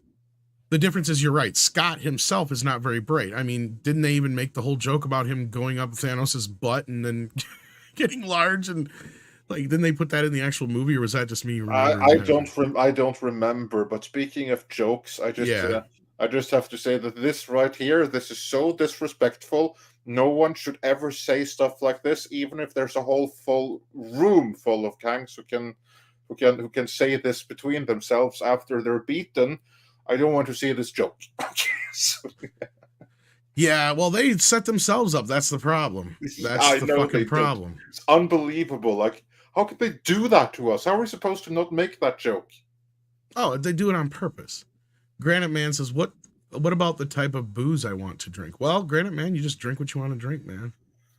I'm not sure what you were referring to. I was probably what somebody said at one point, but I apologize we didn't catch it when it was more relevant.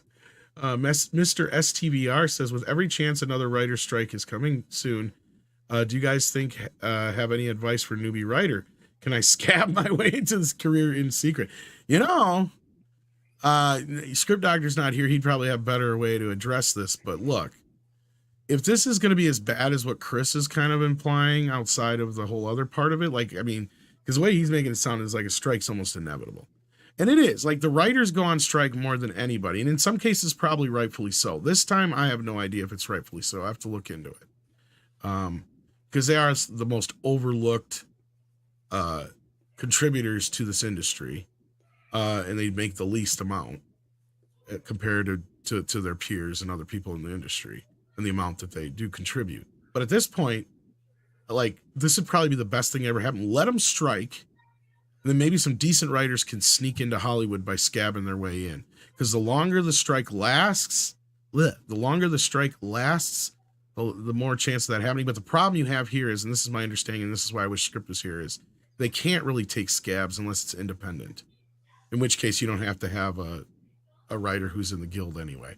So basically Hollywood will come to a dead fucking halt. We've seen this 2 or 3 times in the last 30 years. And the one that was the worst, if I remember right, was like in 87, 88. And that's why there's that patch in there where there's like not a lot of movies you remember from that era, because we had a pretty long strike happen. And at that point, shit just kind of came to a halt. It was just, that's exactly what happened. And not too long ago, we had this happen again, where things just kind of came to a halt for a little bit, but they worked it out. So what will happen is shows will get pushed off or canceled. Movies will get pushed off or canceled. It's That's just how we lost My Name is Earl. I still haven't gotten over that. Exactly. That's the last one. One of the last worst ones we had, where they actually, because that's what's going to happen. But in this case, it might actually be a good thing. What I'm worried about is my Taylor Sheridan shows and stuff like that, and stuff that isn't already contractually obligated to be done by whenever. Andre, anything more to add or subtract from that? No, I think that sums it up. So yeah, unfortunately for anybody who wants to break into the industry, if a strike were to happen, I would bone up on just trying to figure out how to make an independent film at that point.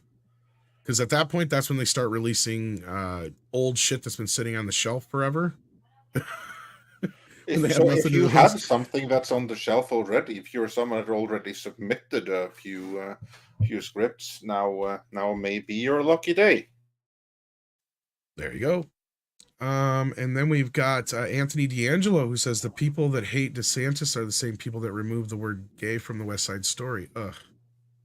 Well, In what way was gay in West Side Story? Now I'm trying to remember. Was it in like gay as in happy, or did they call somebody gay as a derogatory term? Yeah, I don't know, or use it in a derogatory quite way, enough about this, but what I do see out there is that there's some emerging DeSantis derangement syndrome going on. So all of his very trained and practiced imitation of the Orange Man bad's body language is evidently paying off. Did they really take it out of the song? Because if they did that, that's redonkulous. That's the most redonkulous shit I've ever heard. That's almost as bad as me thinking for a moment that the Communist Party people were actually ones saying that shit about that painting earlier, Andre. When I realized it was the opposing side, not yeah. Anyway, what about Tom Conkle? What's he doing now? We miss Tom. I try to get a hold of him all the time. Yeah, when he has opportunities, welcome to hop on here. Yeah. Yeah, I don't see why you would take that out of the song. That is fucking ridiculous. But anyway, moving on here, we got let's see here. We got that one. This is the one we left off. London 1965-7 says even the Guardian UK paper says this is too much. Dahl. Yeah. And that's what I was saying earlier too, is like, this is something I can see a lot of people getting behind regardless of what side of the aisle you're on. And I wish I could have found that. Again, I went back and looked for it. Maybe they pulled it down, but it did. It like said this Roald Dahl thing was a victory for the left in so many words with its headline. And I'm just like, wait a minute here. What the fuck?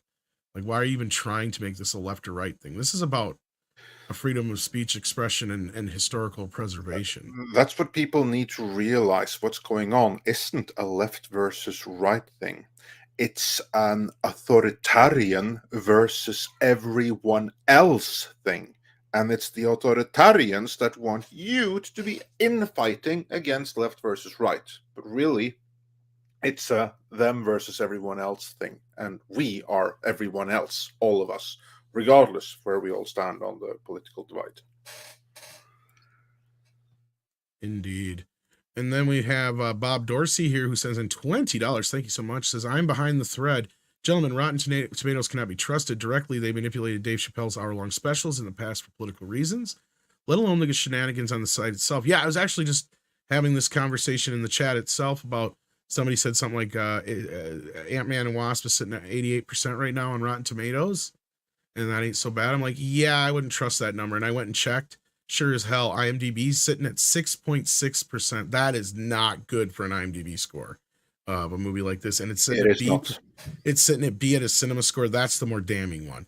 And Andre will tell you right now why that is because that's because cinema score is actual exit polls. And what that's what I was trying to get to. What you have to keep in mind here is that the ones who are polled here are the ones that have gone out of their way to see the movie opening weekend, and as early as they can. These are the fans. These are the people who cosplay and dress up to go see the movie. These are the ones who are predisposed to liking it. They're going to give, even a shit movie is going to get an A- from them. For them to give anything less than an A-, it's got to be pretty freaking bad. Which is why a B cinema score for a genre movie like this with an active fan base is the same as an F for any other movie.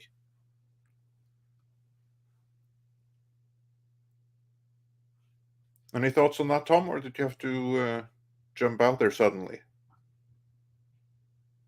I think Tom had to jump out there suddenly. All right. Okay. Well, then I'm just going to continue with the Andre solo show. Shadow Dancer, the Red Mage, good seeing you at the membership stream yesterday, by the way, says, woke reminds me of OCP, deliberately burning old Detroit to greenlight Delta City, Stones of Dark Shade. That's actually a really good observation, and welcome back, Tom. And it harkens back to what I was just saying, that this isn't about left or right, it's about authoritarians, and that's what OCP is. Wanting to burn down what was to create their new ideal society. in Delta City in their case, and you all know the name in our case. So there's a reason why I love there. RoboCop. Not just for I always have, but now it's aged like a fine wine and then some. Exactly. And then we got this one. This Thank one you, was for Paul. We did get that one earlier. Yep. We got Aaron Pikes who says, curious, the blimp has really screwed up the MCU and its ripples continue. Endgame was drawn from the comics. How did the comics handle Thanos versus the movies? Actually, go ahead. Do you want to take it, Tom? Go right ahead. I was going to say, at first, I'm glad that that they changed it from the comics, because to me it came off like Thanos was doing it for a piece of pussy. But I mean, there's other people who have explained it to me, or at least they feel a little differently about it, to where I understand. I mean, you could have went both ways, really, I guess. But I've read these comics. Yeah, go ahead and give me your response to it then, because I haven't read them all. Endgame, Erin, was not drawn from the comics. What was drawn from the comics was Avengers Infinity War. That was drawn from the Thanos Quest and the Silver Surfer and Doctor Strange comics immediately following, leading into the whole Infinity Gauntlet event. So Infinity War was basically the movie version of the Infinity Gauntlet company-wide crossover event. Avengers Endgame was not. Avengers Endgame was bullshit made up by the current regime at Marvel, and it was made specifically to end what had been before and set the stage for what was to come. And what was to come was, obviously, James Gunn wasn't there, but still this multiverse saga and everything, that was set up right there. You saw how both the Loki series and the WandaVision series, all of this was set up deliberately in Endgame. So this was never in the comics. What happened in the comics, there was no 5-year gap with a blip with everyone disappearing. No, basically, like, the whole event kind of never happened. No one remembered it other than those directly involved. So the Marvel Universe carried on. Endgame, I would say, like many people like to say that Endgame is like the end of real Marvel. I disagree. I don't like Endgame. Endgame, to me, is the beginning of the end for Marvel. The real end for Marvel was Infinity War, you ask me. And I will say that Thanos was on the whole handled better in the movie for this particular storyline, because Tom is right. In the particular Infinity Gauntlet storyline, Thanos' motivation wasn't anything noble about saving the universe or something. No. He just wanted to impress the personification of death, to put it bluntly. Yeah. He wanted a piece of pussy. That's kind of what he wanted there. But I will say then, of course, but the story of Thanos continued. And beyond Avengers, beyond Infinity Gauntlet, that storyline in the comics, his story in the comics, beyond that is pretty amazing. Some of the most amazing storytelling there is, courtesy of one Jim Starlin, who is also Thanos' creator.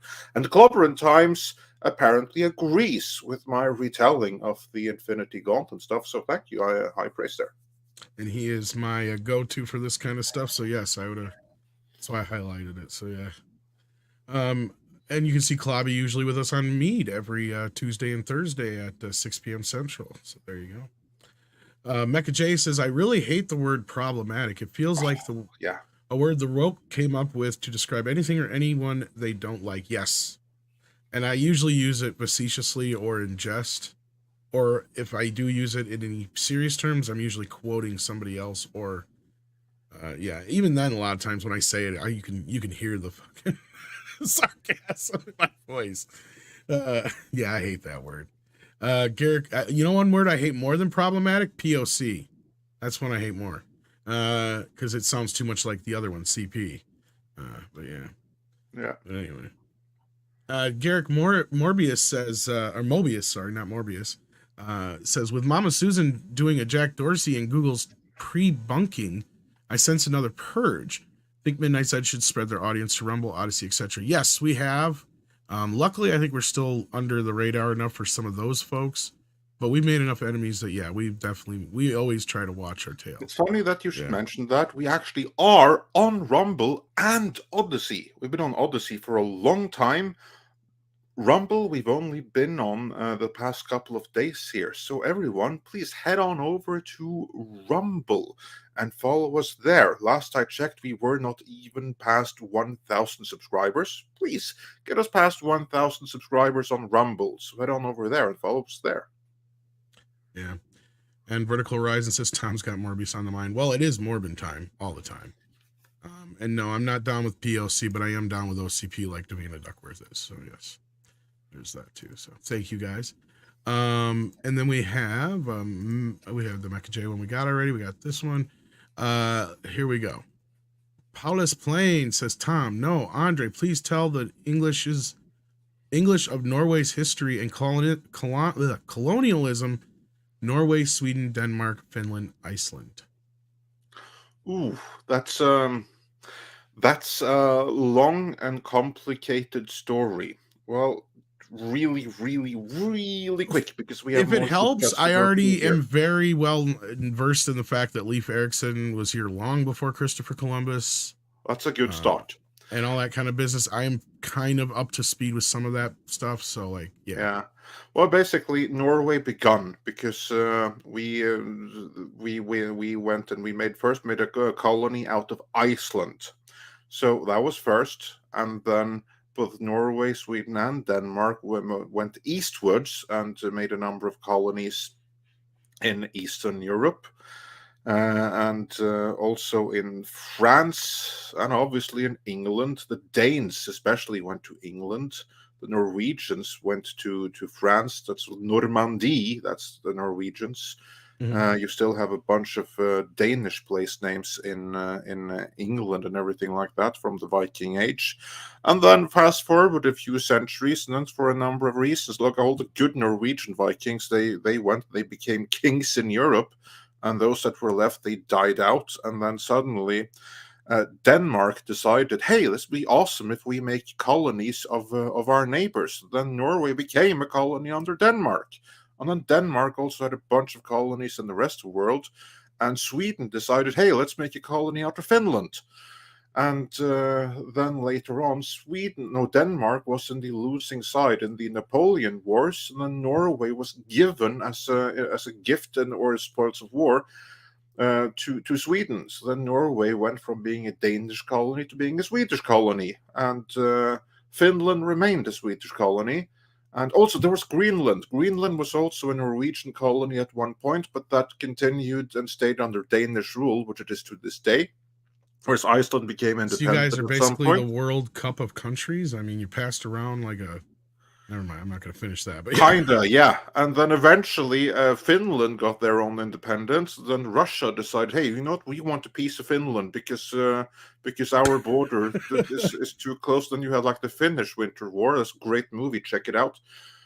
And also the Finnish soldiery is pretty badass for standing up to the Russians, even though they lost in the end. And and then Norway got fully independent again in 1905 after a very, very short war with Sweden. It was won mostly with bureaucracy, and thus ends the story of Nordic colonialism.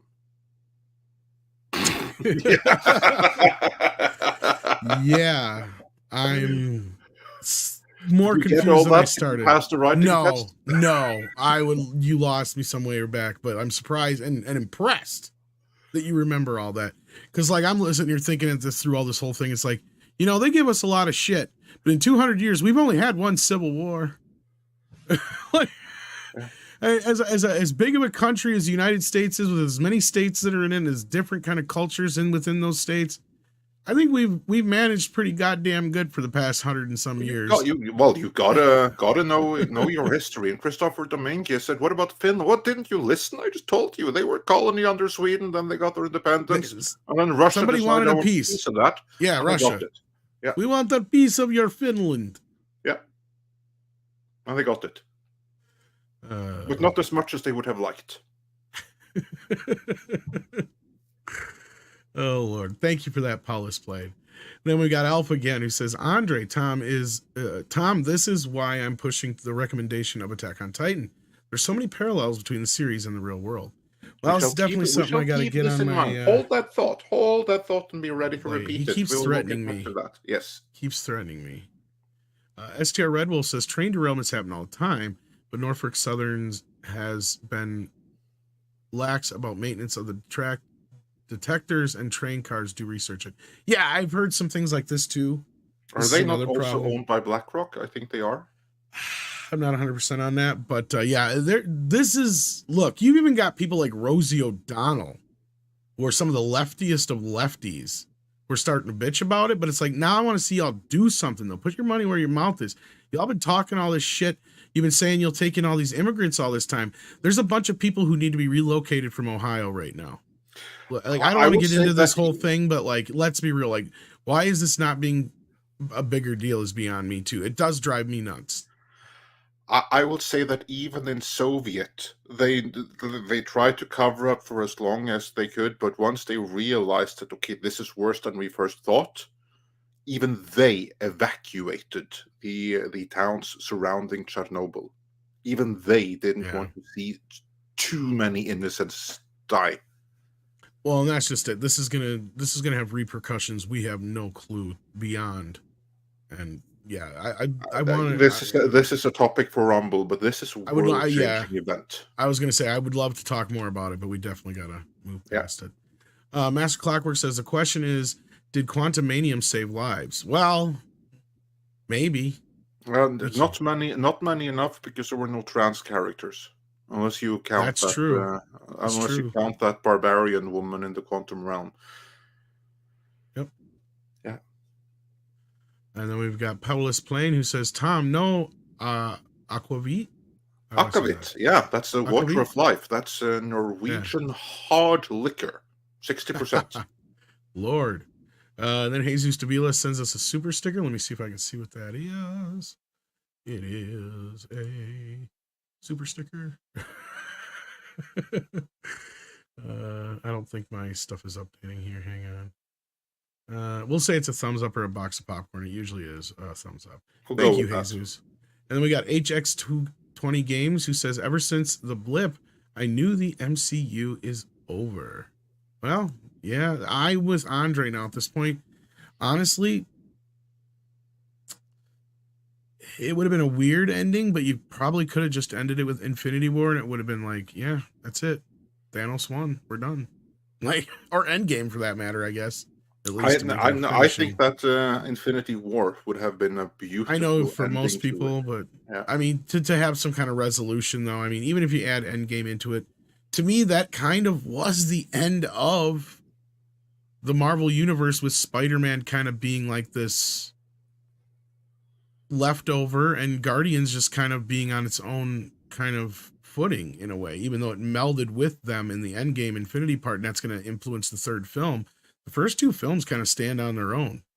Like, they don't really tie into anything else in the Marvel Universe all that much. So, or at all, really. So, like, it's just kind of, you know, they just happen to take place in the same universe at that point. It's just until the Infinity War combination.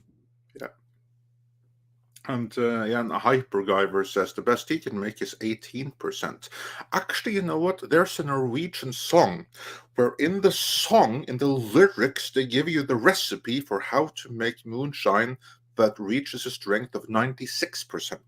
So, look up the song Brennvin and use Google Translate, and you'll have your recipe for how to make about 8 liters of 96% moonshine. There you go. Tip. And with that, we are caught up. And if you think we missed one of your super chats, please let us know right now. But I think I did the best job I could being 6 today. If I did screw up, though, I apologize, and let us know now so we can go back and check.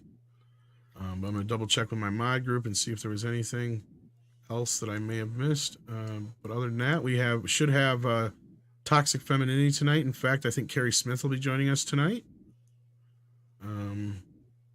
Is there anything, Andre, you had to bring up at all? Yeah, no, just check back the next few days, because we'll have a number of scripted videos dropping as well, and of course check out Toxic Femininity with all the ladies later tonight. Indeed. And with that, it looks like we are caught up. I don't see anything new in the mod group, and I don't see anybody in the chat saying we missed their super chat. So thank you so much, guys, for listening today. We appreciate it. Hit that like if you haven't already. We could sure use it, and it lets YouTube know that you like the show, and it gets you alerts for more and stuff like that business. So take care of yourselves and each other. And Andre, it is time. And go follow us on Rumble. Oh yes, follow us on Rumble. I haven't even followed us on Rumble yet. I gotta set up Mead for Rumble. Well, I gotta set up Mead for Rumble. That's why. All right, koalas in the rain. Koalas in the rain. Koalas in the rain. No fucks given. Koala, koala. Koalas in the rain. Koalas in the rain. No fucks given.